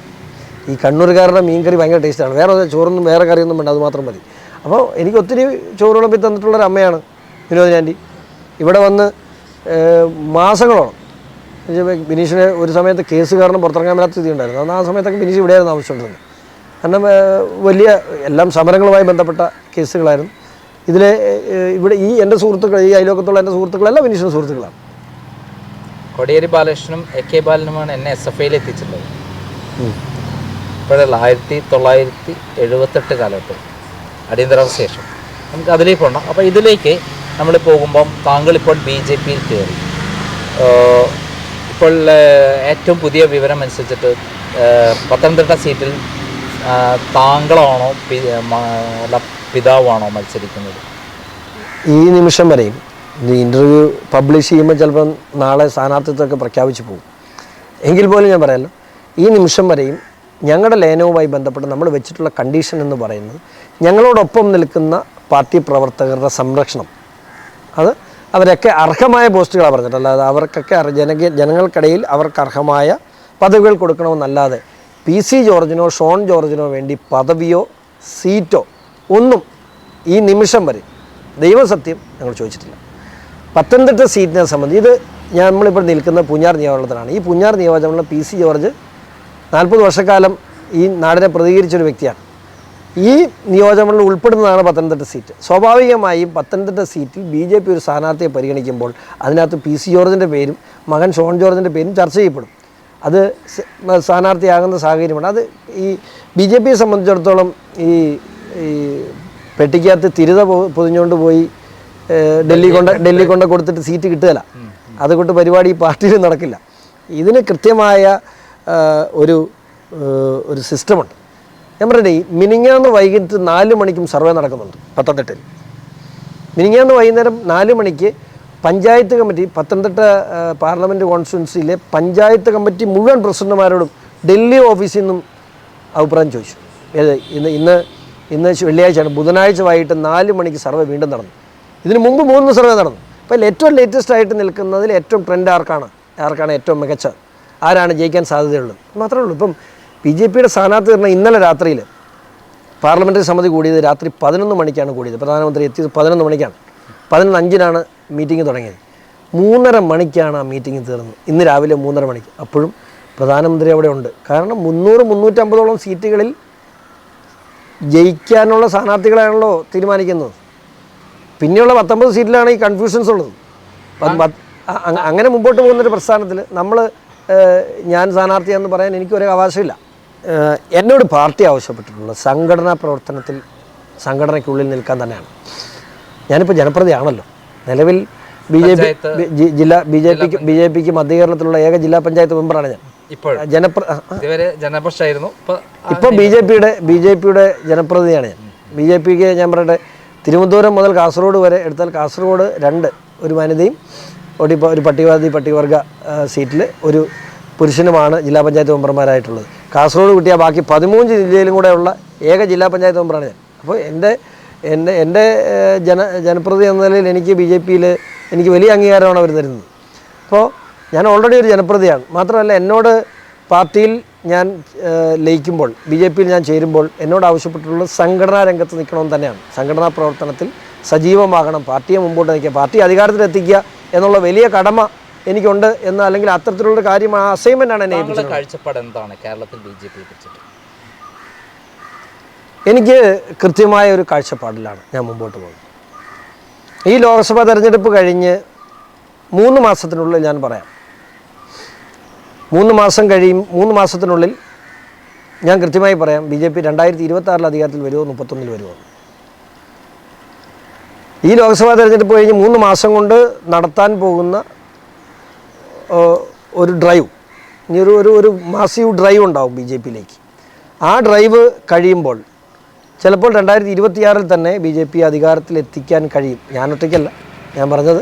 2026 തന്നെ കേരളത്തിലെ BJPയെ ഭരണത്തിലേക്ക് എത്തിക്കാൻ കഴിയുമെന്നുള്ള വിശ്വാസം എനിക്കുണ്ട്. അത് എൻ്റെ മനസ്സാണത്. അത് പാർട്ടി അതിനുള്ള കൃത്യമായ കാൽക്കുലേഷൻ താങ്കൾ എനിക്ക് കൃത്യമായ ബോധ്യമുണ്ട്. അതിനുള്ള സ്വാതന്ത്ര്യവും അതിനുള്ള അധികാരങ്ങളുമൊക്കെ ഇനി പാർട്ടിയാണ് തരേണ്ടത്. അപ്പോൾ അത് തരുമ്പോൾ മാത്രമല്ല, അതല്ലെങ്കിലും പാർട്ടിക്ക് വേണ്ടി പണിയെടുക്കുക. ഞാൻ പറഞ്ഞില്ല, എനിക്ക് ഒറ്റ ലക്ഷ്യമുള്ളൂ. എനിക്ക് ഡൽഹിക്ക് പോകുക എന്നുള്ളതല്ല എൻ്റെ ലക്ഷ്യം. കേരളത്തിൽ BJP അധികാരത്തിലെത്തിക്കുക എന്നുള്ളതാണ്. ഇത് BJPയുടെ ഏറ്റവും സുവർണ്ണ കാലഘട്ടമാണ്. നരേന്ദ്രമോദിയുടെയും അമിത്ഷായുടെയും കാലഘട്ടമാണ്. ആ കാലഘട്ടത്തിൽ BJP അധികാരത്തിലെത്തിക്കാൻ പറ്റിയില്ലെങ്കിൽ പിന്നെ എന്തിനാണ് നമ്മൾ ഇതുമായിട്ട് നടക്കുന്നത്? എനിക്ക് നല്ല വിശ്വാസമുണ്ട്. ഒന്നുമില്ല, 2016 ഇവിടെ എല്ലാവരും തോറ്റെടുത്തുനിന്ന് എല്ലാ മുന്നണിയും എതിർത്ത് നിന്നിടത്തുനിന്നാണ് PC ജോർജ് 28,000 വോട്ട് ഭൂരിപക്ഷം ഉണ്ടാക്കിക്കൊണ്ട് വന്നത്. നമുക്കറിയാം. ഞാൻ ഒറ്റയ്ക്ക് ജയിച്ചത്. എൻ്റെ വിജയത്തിൻ്റെ 10 മടങ്ങ് വലുതാണല്ലോ PC ജോർജിൻ്റെ നിയമസഭയിലോട്ടുള്ളത്. അപ്പം ഞാൻ ഒറ്റയ്ക്ക് തന്നെ മനസ്സിലാക്കി. പക്ഷേ സംഘടിതമായിരുന്നു. ചെറിയ പാളിച്ചകളാണ്. ചെറിയ പാളിച്ച എന്ന് വെച്ചാൽ എനിക്കും പാളിച്ചകൾ പറ്റി. എനിക്ക് ഒത്തിരി ഡൈവേർഷൻസ് ഉണ്ടായി. എടുത്തുചാട്ടമല്ല ഞാൻ പറഞ്ഞത്. എനിക്ക് വ്യക്തിപരമായി ഞാൻ പറഞ്ഞത് 2018 ശേഷമുള്ള 19-20 കാലഘട്ടങ്ങളിലേക്ക് എനിക്ക് ഒത്തിരി ഡൈവേർഷൻസ് പേഴ്സണലി ഉണ്ടായി.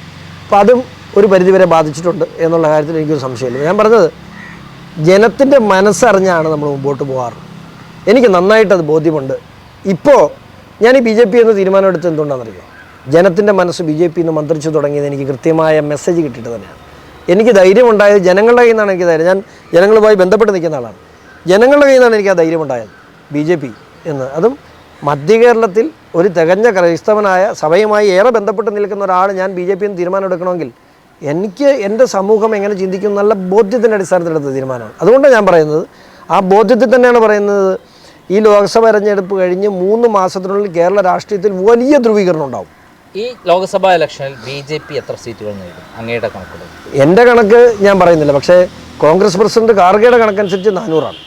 കേരളത്തിൽ ഞാൻ പറഞ്ഞത് 6 സീറ്റ് വരെ കിട്ടാൻ സാധ്യതയുണ്ട്. സ്ഥാനാർത്ഥികളെ പോലെ ഉറപ്പിച്ച് എത്ര സീറ്റ് കിട്ടും? അല്ല, ഞാൻ ഉറപ്പിച്ച് ഒരു സീറ്റ് ഞാൻ പറയാം. 6 സീറ്റിന് പോലും കേരളത്തിൽ ഇന്നത്തെ സാഹചര്യത്തിൽ 6 സീറ്റിന് വരെ കേരളത്തിൽ പോസിബിലിറ്റി ഉണ്ട്. 6 സീറ്റിന് വരെ സ്ഥാനാർത്ഥി പലിക്കും. കേരളത്തിൽ ഇപ്പോൾ നേതാക്കന്മാർക്കെതിരെയാണ് അണികൾ ചിന്തിക്കുന്നത് എന്നുള്ള കാര്യം അങ്ങ് മനസ്സിലാക്കിയിട്ടുണ്ട്. അതൊരു വലിയ CPM പ്രചരണത്തിൻ്റെ കൂടെ ഭാഗമാണ്. BJP നല്ല പാർട്ടിയാണ്. BJPയുടെ നേതാക്കന്മാർ കൊള്ളുകയില്ല.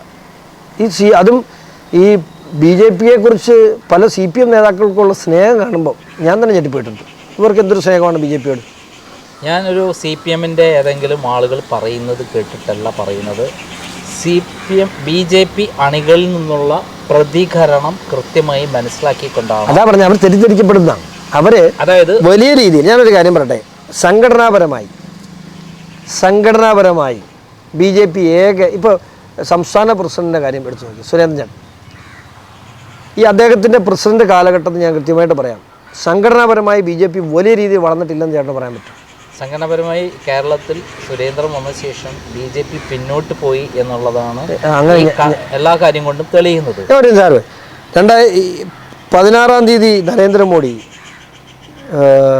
തൃശ്ശൂർ വരുന്നു. അതിൻ്റെ പ്രാഥമിക മീറ്റിംഗ് നടക്കുന്ന 12-ാം തീയതിയാണ്. 4 ദിവസം കൊണ്ട് അവിടെ ആൾ കൂടിയത്.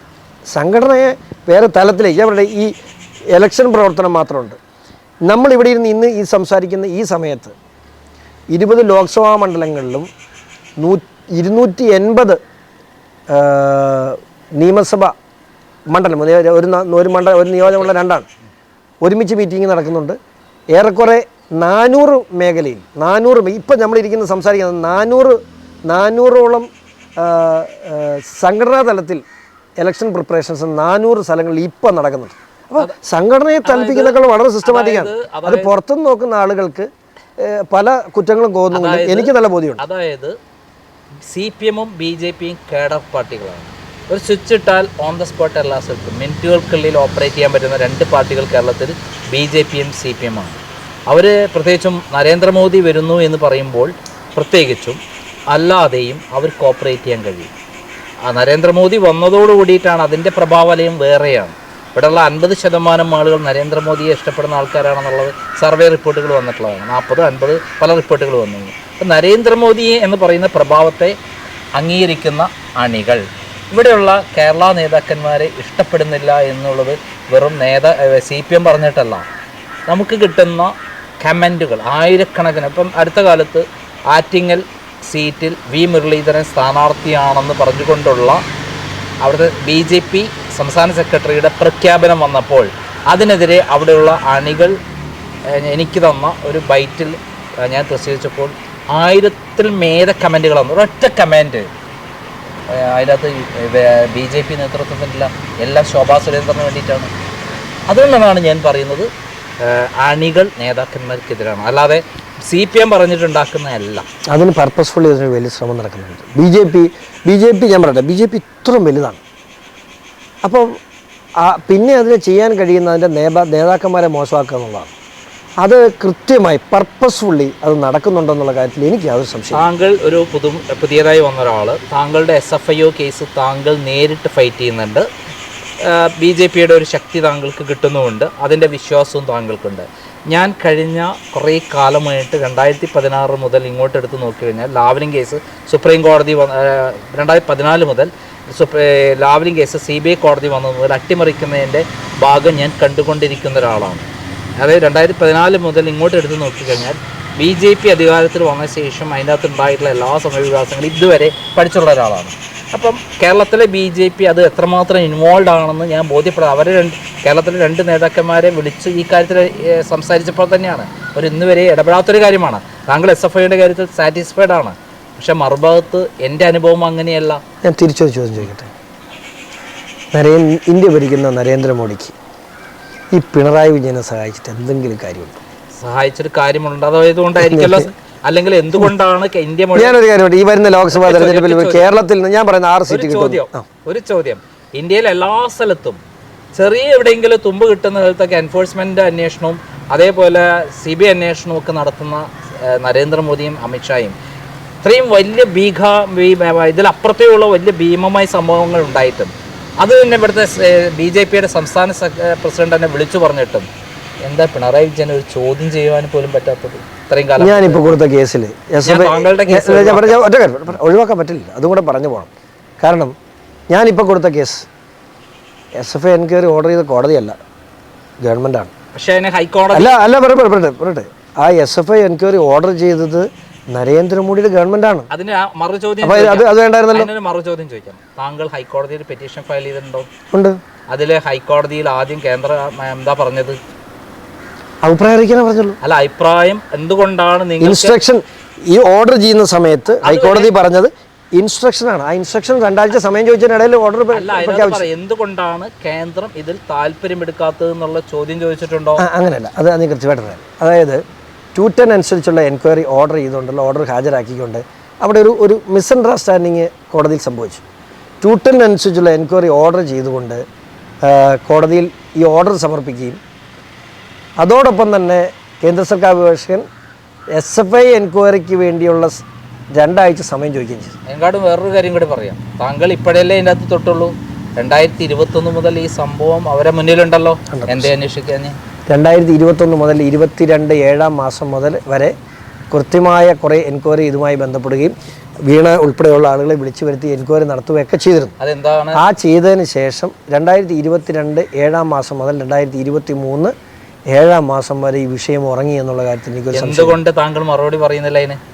ഉറങ്ങി എന്നുള്ള എനിക്ക് സംശയമില്ല. ഞാൻ പറഞ്ഞിട്ടുണ്ട്. ഞാൻ ഒറ്റ കാര്യം ചോദിച്ചോട്ടെ, പിണറായി വിജയൻ ഒരു മോശക്കാരനാണെന്ന് ചേട്ടൻ കരുതുന്നുണ്ടോ? ഞാൻ മോശക്കാരനല്ലാത്തതുകൊണ്ടാണല്ലോ അദ്ദേഹമായി ഏറ്റുമുട്ടത്. മനസ്സിലായില്ല. അപ്പോൾ പിണറായി വിജയന് കൃത്യമായി ഏതൊക്കെ സ്ഥലങ്ങളിൽ ഞാൻ പറയട്ടെ, EDയുടെ അന്വേഷണം ഇവിടെ നടന്ന സമയത്ത് EDയുടെ അന്വേഷണത്തെ ഹെഡ് ചെയ്ത ഒരു കണ്ണൂർക്കാരൻ മലയാളിയായിരുന്നു. ആ അന്വേഷണ ഉദ്യോഗസ്ഥനെ മാറ്റണമെന്ന് ഞാൻ ആവശ്യപ്പെടേണ്ടോ? എന്താണെന്നറിയോ? നമ്മൾ കൊടുക്കുന്ന ഡോക്യുമെന്റ് അതിനേക്കാൾ പെട്ടെന്നായിരുന്നു പിണറായിയുടെ ഓഫീസ് കിട്ടിക്കൊണ്ടിരുന്നത്. അതുകൊണ്ട് ഉദ്യോഗസ്ഥൻ അറിയാമെന്ന് എനിക്കറിയില്ല. എൻ്റെ എൻഫോഴ്സ്മെന്റ് എന്നെ ചോദ്യം ചെയ്യാൻ വിളിച്ച് ഞാൻ കൊടുത്ത ഡോക്യുമെന്റ് ഒക്കെ നേരെ പിണറായി വിജയന് പിറ്റേസ് എത്തിച്ചു കൊടുത്തു എന്ന് എനിക്കറിയാം. അപ്പോൾ വലിയ രീതിയിലുള്ള ഓപ്പറേഷൻസ് നടത്താൻ മോശക്കാരനൊന്നുമല്ല പുള്ളി. പക്ഷേ അതെല്ലാം നരേന്ദ്രമോദിയാണ് അതിൽ ഓപ്പറേറ്റ് ചെയ്തെന്ന് പറഞ്ഞാൽ എല്ലാം നരേന്ദ്രമോദിയാണെന്ന് പറഞ്ഞില്ല. പക്ഷേ ഈ ബാംഗ്ലൂരിൽ നടന്ന 2021 മുതൽ 2022 വരെ നടന്ന അന്വേഷണം ഉണ്ടായിട്ടും ഒരു നടപടി എടുക്കാത്ത കാര്യത്തിലാണ്. അതിനകത്തൊരു നിയമപരമായ ഒരു വ്യക്തമായ പെറ്റീഷൻ എന്ന് പറയുന്ന സാധനം അതായത് ഒരു ഉദ്യോഗസ്ഥൻ അത് അമക്കി വെക്കണമെങ്കിൽ വെക്കാനുള്ള സാഹചര്യം ഉണ്ടായിരുന്നു. ഇത് BJPക്ക് അറിയാലോ സംഭവം. അറിയത്തില്ല. ഇത് BJPക്ക് ആർക്കും അറിയില്ല, നരേന്ദ്രമോദിക്ക് അറിയില്ല. ഈ സാധനങ്ങൾ ഈ ഇൻട്രീം സെറ്റിൽമെൻറ്റ് ബോർഡിൻ്റെ വിധി വരുന്നിടം വരെ ഇത് ഒരു PCITയിലും ഇൻട്രീം സെറ്റിൽമെൻറ്റ് ബോർഡിലും EDക്കുള്ളിലും കിടന്ന് കറങ്ങിയ ഒരു സാധനമാണ്. അതിനകത്ത് KSIDC എന്ന ഗ്രാവിറ്റി ഉള്ള സാധനം അവിടെ എവിടെയും വന്നില്ല. ഒരു പൊതുമേഖലാ സ്ഥാപനം കൃത്യമായി ഈ കേസിലേക്ക് കടന്നു വന്നപ്പോൾ, അത് മാത്രമല്ല ആ പൊതുമേഖലാ സ്ഥാപനത്തിന് ഷെയറുള്ള ആളുമാണ്. അതെ, KSIDC അല്ലല്ല, ഞാൻ CMRലാണ് ഷെയറുള്ളത്. KSIDC എന്ന് പറയുന്ന സ്ഥാപനം ഇതിനകത്ത് കടന്നു വരികയും CMR എന്ന് പറയുന്ന സ്ഥാപനത്തിൽ ഞാൻ ഷെയർ എടുക്കുകയും KSIDC എന്ന് പറയുന്ന പൊതുമേഖലാ സ്ഥാപനത്തിന് ഇതുവഴി 18 കോടി രൂപ നഷ്ടമുണ്ടായെന്ന് സ്ഥാപിക്കുകയും ചെയ്യുന്നിടത്ത് മാത്രമാണ് യഥാർത്ഥത്തിൽ ഇതിനൊരു ഒരു ഒരു ഒരു ഒരു പൊതു സ്വഭാവം വന്നത്. അതുവരെ ഗോവിന്ദ മാസ്റ്റർ പറയുന്ന പോലെ തന്നെ 2 കമ്പനി തമ്മിൽ കച്ചവടം നടത്തിയത് നിങ്ങൾക്ക് എന്നാ കുഴപ്പം എന്ന് പറയുന്ന സാഹചര്യത്തിലാണ് ഈ കേസുകൾ മുമ്പോട്ട് പോയിക്കൊണ്ടിരുന്നത്. അതിനകത്ത് ഒത്തിരി കളികൾ നടന്നു. അതിനിടയിൽ ഇവർ സെറ്റിൽമെൻറ്റ് ബോർഡിലേക്ക് ഈ 2022 ശേഷം ഇവർ സെറ്റിൽമെൻറ്റിലേക്ക് ആപ്ലിക്കേഷൻ കൊടുത്തു. സെറ്റിൽമെൻറ്റ് ആപ്ലിക്കേഷൻ കൊടുക്കുമ്പോൾ സെറ്റിൽമെൻറ്റിൻ്റെ വിധി വരുന്നതിന് ശേഷം മാത്രമേ ഓട്ടോമാറ്റിക്കലി ഇതിനകത്ത് പുറത്തുനിന്നൊരു സാധനം ഉണ്ടാവുള്ളൂ. ഇവർ വളരെ ബുദ്ധിപൂർവ്വം 2021 ശേഷം അവരുടെ കമ്പനി ഡോർമെൻ്റ് ആക്കി. അവരുടെ ഇതുമായിട്ട് ട്രാൻസാക്ഷൻ നടത്തിയ NBFCയുടെ പേര് മാറ്റി, NBFCയുടെ ലൈസൻസ് ക്യാൻസൽ ചെയ്തു. എന്നിട്ട് 2022 നിന്ന് ഇത് ഏറെക്കുറെ ഒന്ന് പിടിമുറുക്കി വന്ന സമയത്ത് ഇവർ ഇൻട്രീം സെറ്റിൽമെൻറ്റ് ബോർഡിൽ സെറ്റിൽമെൻറ്റിലേക്ക് നീങ്ങി. സെറ്റിൽമെൻറ്റ് ബോർഡ് പരിഗണിക്കുന്ന സമയത്ത് ഒരു ആക്ഷൻസും ഉണ്ടാവില്ല. അത് എടുത്തു നോക്കി ഏത് കേസിലത്. ആ സെറ്റിൽമെൻറ്റ് ബോർഡിനെ എന്തുകൊണ്ട് സെറ്റിൽമെൻറ്റ് ബോർഡിലേക്ക് പോയി? സെറ്റിൽമെൻറ്റ് ബോർഡിൽ പോയി എത്ര കോടി രൂപ അടച്ച് സെറ്റിൽ ചെയ്താലും അവിടെ ഒരു ഇമ്മ്യൂണിറ്റി ഉണ്ട്.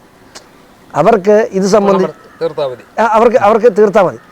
അവർ വളരെ അതല്ലേ വീണയുടെ കമ്പനി ഗവൺമെൻറ് ആക്കി. അല്ല, നമ്മൾ തമ്മിലുള്ള ഒരു വിയോജിപ്പുള്ള ഒരു കാര്യം വളരെ കൃത്യമായി പറയാം. താങ്കൾ BJP യാതൊരു തരത്തിലും ഒരു കളിയും കളിച്ചില്ല എന്ന് താങ്കൾ വിശ്വസിക്കുന്നു. ഞാൻ എൻ്റെ അനുഭവം കൊണ്ട് കേരളത്തിലെ BJPയും കേന്ദ്ര BJPയും അമിത്ഷാ അടക്കമുള്ള ആളുകൾ കളിച്ചിട്ടുണ്ടെന്ന് പിണറായി വിജയൻ എന്തിനെന്നുള്ളത് കൃത്യമായി പറയേണ്ടത് BJP ആണ്.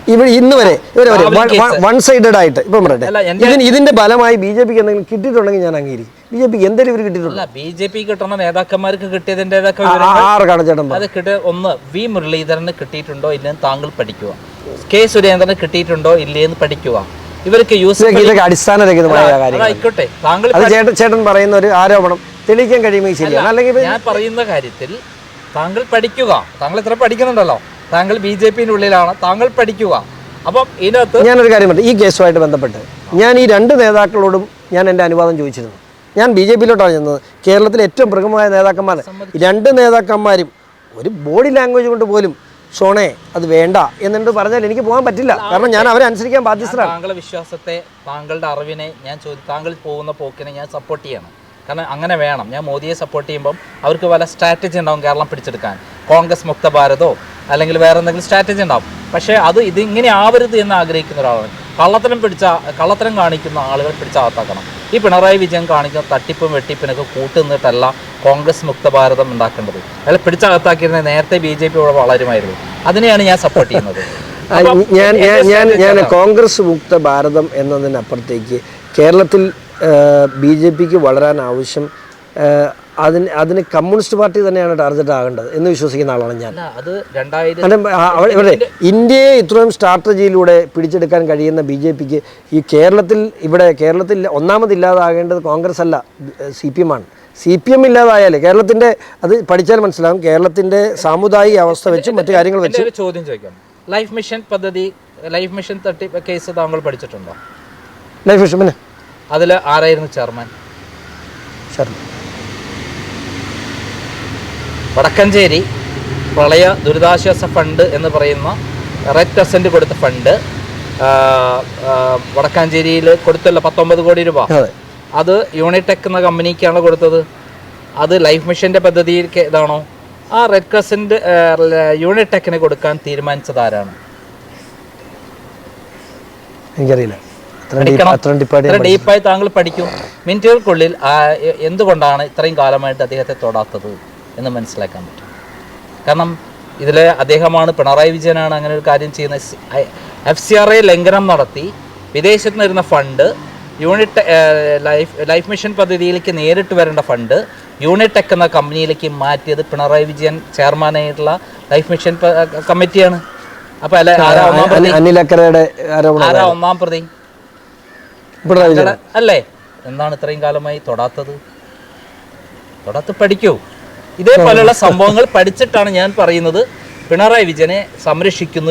നമ്മൾ ലോജിക്കലി ഒന്ന് ചിന്തിച്ചേ, എന്ത് നേട്ടമാണ് ഈ നിമിഷം വരെ ഉണ്ടായിട്ടുള്ളത്? നേട്ടം എന്ന് പറയുന്നത് ഇവിടെയുള്ള ചില നേതാക്കന്മാരുടെ കൃത്യമായി പഠിക്കുക, അത് താങ്കൾ കണ്ടുപിടിക്കുക. എത്രയും കണ്ടുപിടിച്ചല്ലോ പിണറായി വിജയനെ കുറിച്ചിട്ട്. ഞാൻ പറയാലോ,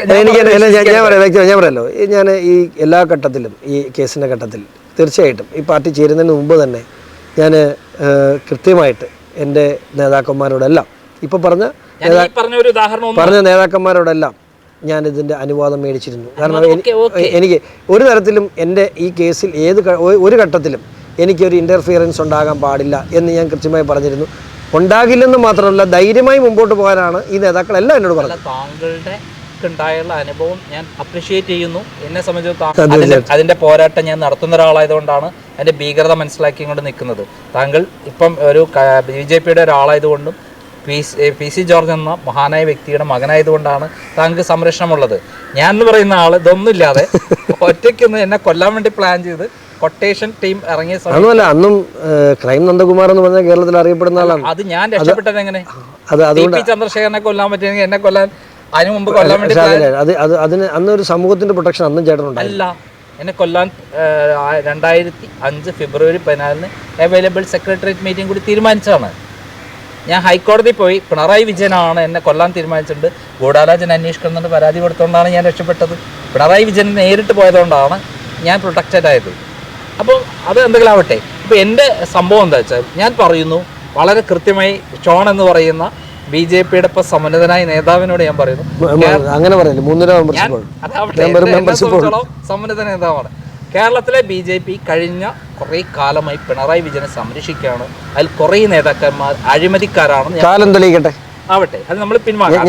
ഞാൻ അത് ചേട്ടൻ ഈ പറയുന്ന കാര്യം ചേട്ടൻ തിരുത്തി പറയേണ്ടി വരും. 6 മാസത്തിനുള്ളിൽ തിരിച്ചു പറഞ്ഞു. ഞാൻ നല്ലതിനെ സപ്പോർട്ട് ചെയ്യുന്ന ആളാണ്. അല്ല, അത് ഞാൻ അഭിപ്രായം പറഞ്ഞില്ല. പക്ഷേ ഇപ്പോൾ ചേട്ടൻ പറഞ്ഞ അഭിപ്രായങ്ങൾ ചേട്ടനെ കൊണ്ട് 6 മാസം കൊണ്ട് ഞാൻ തിരുത്തി പറയും. ഞാൻ അപ്പോൾ സപ്പോർട്ട് ചെയ്യും. കാരണം താങ്കളെപ്പോലുള്ള പോരാട്ടം മുന്നോട്ട് വരുന്നതിന് ഞാൻ വളരെ സന്തോഷിക്കുന്നുണ്ട്. അല്ലേ, ഞാൻ ചുമ്മാറുന്നല്ലേടാ, എനിക്ക് വിശ്വാസമുണ്ട്. അതിന് ഞാൻ പൂർണ്ണമായി പിന്തുണ പറയുമ്പോൾ എൻ്റെ കഴിഞ്ഞ കാലങ്ങളിലെ കേസുകളുടെ കാര്യങ്ങളും മറ്റു കാര്യങ്ങളൊന്നും അല്ല പറഞ്ഞു. അതിനപ്പുറത്തേക്ക് ഈ വിഷയത്തിൽ എനിക്ക് കൃത്യമായ പിന്തുണയുണ്ട് പാർട്ടിയുടെ. അല്ല, അത് സമ്മതിച്ചു. ഞാൻ എന്ന വ്യക്തി ഇതുവരെ കൊണ്ടുപോകുന്ന എല്ലാം തെളിവുള്ള സാധനങ്ങളാണ്. ആ തെളിവുള്ള സാധനങ്ങളെല്ലാം തന്നെ അതിൻ്റെ ഏറ്റവും അവസാനത്തെ രൂപമാണ് താങ്കൾ കൊണ്ടുവന്ന ഈ കരിമണൽ എന്ന് പറയുന്ന സംഭവം അടക്കം. അതിലപ്പുറത്തെയുള്ള സംഭവങ്ങൾ ഞാൻ വിളിച്ചു പറഞ്ഞിട്ടുണ്ട്. അതൊക്കെ ഘട്ടം ഘട്ടമായി താങ്കളുടെ വഴി വരാൻ പോകുന്നു എന്ന സന്തോഷത്തിൽ നിൽക്കുന്ന ഒരാളാണ് ഞാൻ. അപ്പോൾ ഇവിടെ നമ്മൾ പറയാൻ പോകുന്നത് താങ്കൾ 2026 ആകുമ്പോഴേക്ക് BJP അധികാരത്തിൽ വരും, അല്ലെങ്കിൽ 2031 ആകുമ്പോഴേക്ക് വരും എന്നുള്ളതാണ് താങ്കൾ പറയാൻ പോകുന്നത്. 26-ലാണ് എൻ്റെ പ്രതീക്ഷ. 26-ൽ വരും എന്നാണ് എന്നോട് നദ്ദാജി പറഞ്ഞ എങ്ങനെയാണ് 0 to 80-ലാക്കണം എന്നാണ് താങ്കൾ അതിൽ ആത്മവിശ്വാസത്തിലാണ്. അപ്പോൾ ആ ആത്മവിശ്വാസം വിജയിക്കട്ടെ എന്ന് മാത്രം പറഞ്ഞുകൊണ്ട് നമുക്ക് ഇപ്പോഴത്തെ ഇന്റർവ്യൂ അവസാനിപ്പിക്കാം. അടുത്ത ഇന്റർവ്യൂ അടുത്ത് തന്നെ വേണ്ടി വരും. കാരണം താങ്കൾ ദിവസേന പുതിയ സംഭവങ്ങളുമായി രംഗപ്രവേശനം ചെയ്യേണ്ടി വരും. അത്രയും അതിൻ്റെ വ്യാപ്തി അത്രയും കൂടുതലാണ്. കാരണം അതുകൊണ്ട് തന്നെ ഞാൻ പറഞ്ഞു പരമാവധി ഒന്ന് സ്റ്റെപ്പ് ഡൗൺ ചെയ്ത് നിൽക്കുകയാണ്. കാരണം അന്വേഷണത്തിന് സ്പേസ് ഉണ്ടാകും. ഇത് രാഷ്ട്രീയ ആരോപണങ്ങളായി പത്രസമ്മേളനങ്ങളായി ഇതിനെ ഒരു കൺഫ്യൂഷനെ ആക്കേണ്ട കാര്യമില്ല. ഞാൻ പറഞ്ഞില്ലേ, ഒരു പടി പുറകോട്ടിറങ്ങി നിൽക്കുക എന്നുള്ളതാണ് ഇപ്പം. അത് കാരണം ആ അന്വേഷണത്തിന് അതിൻ്റെ സ്പേസ് കൊടുക്കണം. അതിനെ ഓവർ പൊളിറ്റിക്കലാക്കാൻ പാടില്ല. താങ്കളോട് പറയുന്ന വേറൊരു കാര്യം കൂടെ താങ്കൾ അറിയേണ്ടത്, ലാവ്ലിൻ കേസിലും PC ജോർജ് ഉണ്ടായിരുന്നു എന്ന് താങ്കൾക്ക് അറിയാമോ? ഉണ്ടാവും. പക്ഷേ ആദ്യഘട്ടത്തിൽ ഞാൻ പബ്ലിഷ് ചെയ്ത സമയത്ത് PC ജോർജ് ഉണ്ടായിരുന്നില്ല. അന്ന് ഈ ബാലാന്തരം ഞാൻ മാത്രമേ. ലാവ്ലിൻ കേസിൽ VSH ഉണ്ടായിരുന്നില്ല. അല്ല, ഞാൻ കൊണ്ടുവന്നത് ആണല്ലോ ലാവ്ലിൻ കേസ്. ഞാൻ പബ്ലിഷ് ചെയ്യുന്നവരെ ആരും ഉണ്ടായിരുന്നില്ല. ഈ ബാലാന്തരം ഞാൻ മാത്രമായിരുന്നു. എനിക്ക് രേഖകൾ നഷ്ടപ്പെട്ടതോട് കൂടിയിട്ടാണ് എന്നെ അവർ വേട്ടയാടുമ്പോൾ അത് തെളിയിക്കാൻ വേണ്ടിയിട്ടാണ് ഞാൻ രംഗപ്രവേശിച്ചത്. അപ്പോഴാണ് എൻ്റെ സഹായഹസ്തമായി PC ജോർജ് എത്തുന്നത്. അതെനിക്ക് ഒരിക്കലും മറക്കാൻ പറ്റുന്ന കാര്യമില്ല. എനിക്ക് സാമ്പത്തിക സഹായം തന്നിട്ടുണ്ട്. അതേപോലെ PT തോമസ്. ഈ 2 പേരാണ് എനിക്ക് ആവശ്യമായ രേഖ. ഈ 2 പേരുടെയും അസാന്നിധ്യം സത്യം പറഞ്ഞാൽ നിയമസഭയിൽ കൃത്യമായി അറിയുന്നു. ഈ വിഷയം തന്നെ ഞാൻ കഴിഞ്ഞ ദിവസം ആരോ വന്നിരുന്ന ചാനൽ ചർച്ചയിൽ ഭയങ്കര വിപ്ലവമൊക്കെ കോൺഗ്രസ് പ്രസംഗിച്ചു. ഞാൻ പറഞ്ഞു, മിനിങ്ങാന്ന് വരെ നിയമസഭ ഉണ്ടായിരുന്നു, ഈ വിപ്ലവം അവിടെ ഒന്ന് പ്രസംഗിക്കാൻ മേലായിരുന്നു. പിണറായി വിജയനെയും ആൾക്കെതിരെ ഇത്രയും സ്ട്രോങ് ആയ എവിഡൻസ് കോടതിയുടെ പരിഗണന നിൽക്കുന്ന വിഷയത്തിൽ വാതുറന്ന് മിണ്ടാൻ ആരെങ്കിലും ഉണ്ടായിരുന്നോ നിയമസഭയിൽ? ഇപ്പം ബി ജെ പിയുടെ അഡ്ജസ്റ്റ്മെൻറ്റ് പറഞ്ഞു. ഈ കോൺഗ്രസിനെ കുറിച്ച് എന്താ നിങ്ങളാരും പറയാത്തത്? കോൺഗ്രസ് എന്താ ചെയ്യുന്നത്? ഇത്രയും ഒരു പ്രതിപക്ഷത്തിനായ കടമകളില്ലേ? സമരാഗ്നി, അതിൻ്റെ അർത്ഥം അറിയോ ഇവർക്ക്? ഈ സമരാഗ്നി ആർക്കെതിരെ നടത്തേണ്ടത്? മുഖ്യമന്ത്രിക്കെതിരെ എന്തൊക്കെയാണ് ഇവർ പറഞ്ഞ് മിണ്ടിയിട്ടുണ്ടോ ഈ വിഷയത്തെ സംബന്ധിച്ച്? കരിമണൽ ഖനനത്തെക്കുറിച്ച് കാസർഗോഡ് മുതൽ തിരുവനന്തപുരത്ത്, ഇന്നലെ തിരുവനന്തപുരത്ത് സമരാഗ്നി സമാപിച്ചു. അവിടെ CMR എന്നൊരു വാക്ക് പറഞ്ഞു ഇവർ എവിടെയെങ്കിലും? കാസർഗോഡ് മുതൽ തിരുവനന്തപുരം വരെ വന്ന ആ ജാഥയുടെ ഏതെങ്കിലും മുക്കിലും മൂലയിലും CMR നിന്നോ കരിമണലിൽ നിന്നോ മാസപ്പടിയിൽ നിന്നോ എവിടെയെങ്കിലും പ്രസംഗിച്ച് ഞാൻ കേട്ടില്ല. അത് ഔദ്യോഗിക നേതൃത്വം വല്ല പിള്ളേർ വല്ലതും പറഞ്ഞിട്ടുണ്ടോ എന്ന് എനിക്കറിയില്ല. പ്രത്യേക ഘട്ടത്തിൽ ഈ അടുത്ത 2 ദിവസം മുമ്പാണ് നമ്മുടെ മാത്യു കുടനാട് പത്രസമ്മേളനം നടത്തി ഇതിന് ശക്തമായ രൂപത്തിൽ അതിന്റെ അവസ്ഥ ഞാൻ പറഞ്ഞില്ലേ എന്താണ്? അല്ല, അത് അദ്ദേഹത്തിന്റെ വഴി, അദ്ദേഹം ഇത്രയും വലിയ നിയമജ്ഞനായിട്ടും അദ്ദേഹത്തിന്റെ പാത ശരിയായ വഴി കൂടി അല്ല പോയത് എന്നാണ് താങ്കൾ പറഞ്ഞത്. അത് വിജിലൻസ് എൻക്വയറി എന്ന് പറയുമ്പോൾ തന്നെ ഇത്രയും വ്യാപ്തിയുള്ള ഇന്റർനാഷണലും അതേപോലെ നാഷണലുമായ ഒരു ഇഷ്യൂ ആകുമ്പോൾ സ്വാഭാവികമായിട്ടും CBI എൻക്വയറിയാണ്. CBI എൻക്വയറി പോലും പോരാ, അതിന് മുകളിലാണ് CBI എൻക്വയറി എന്ന് പറഞ്ഞാൽ എനിക്കറിയാം. കവിയൂർ കേസിൽ അട്ടിമറിച്ചൊക്കെ എനിക്കറിയാവുന്ന കാര്യമാണ്. പക്ഷേ ഇതിലും കോടതി നിരീക്ഷണത്തിൽ പറ്റും. പക്ഷേ താങ്കളൊരു പുതിയ അറിവ് തന്നിട്ടുണ്ട്, SFI ഉള്ളപ്പോൾ വിജിലൻസ് അന്വേഷണം പറ്റില്ല എന്നുള്ളത്. എന്തായാലും താങ്കളുടെ അന്വേഷണത്തിന് എല്ലാ പിന്തുണയും പ്രഖ്യാപിക്കുന്നു. ഇപ്പോൾ നമുക്ക് ഈ ഇന്റർവ്യൂ അവസാനിപ്പിക്കാം. നന്ദി, നമസ്കാരം.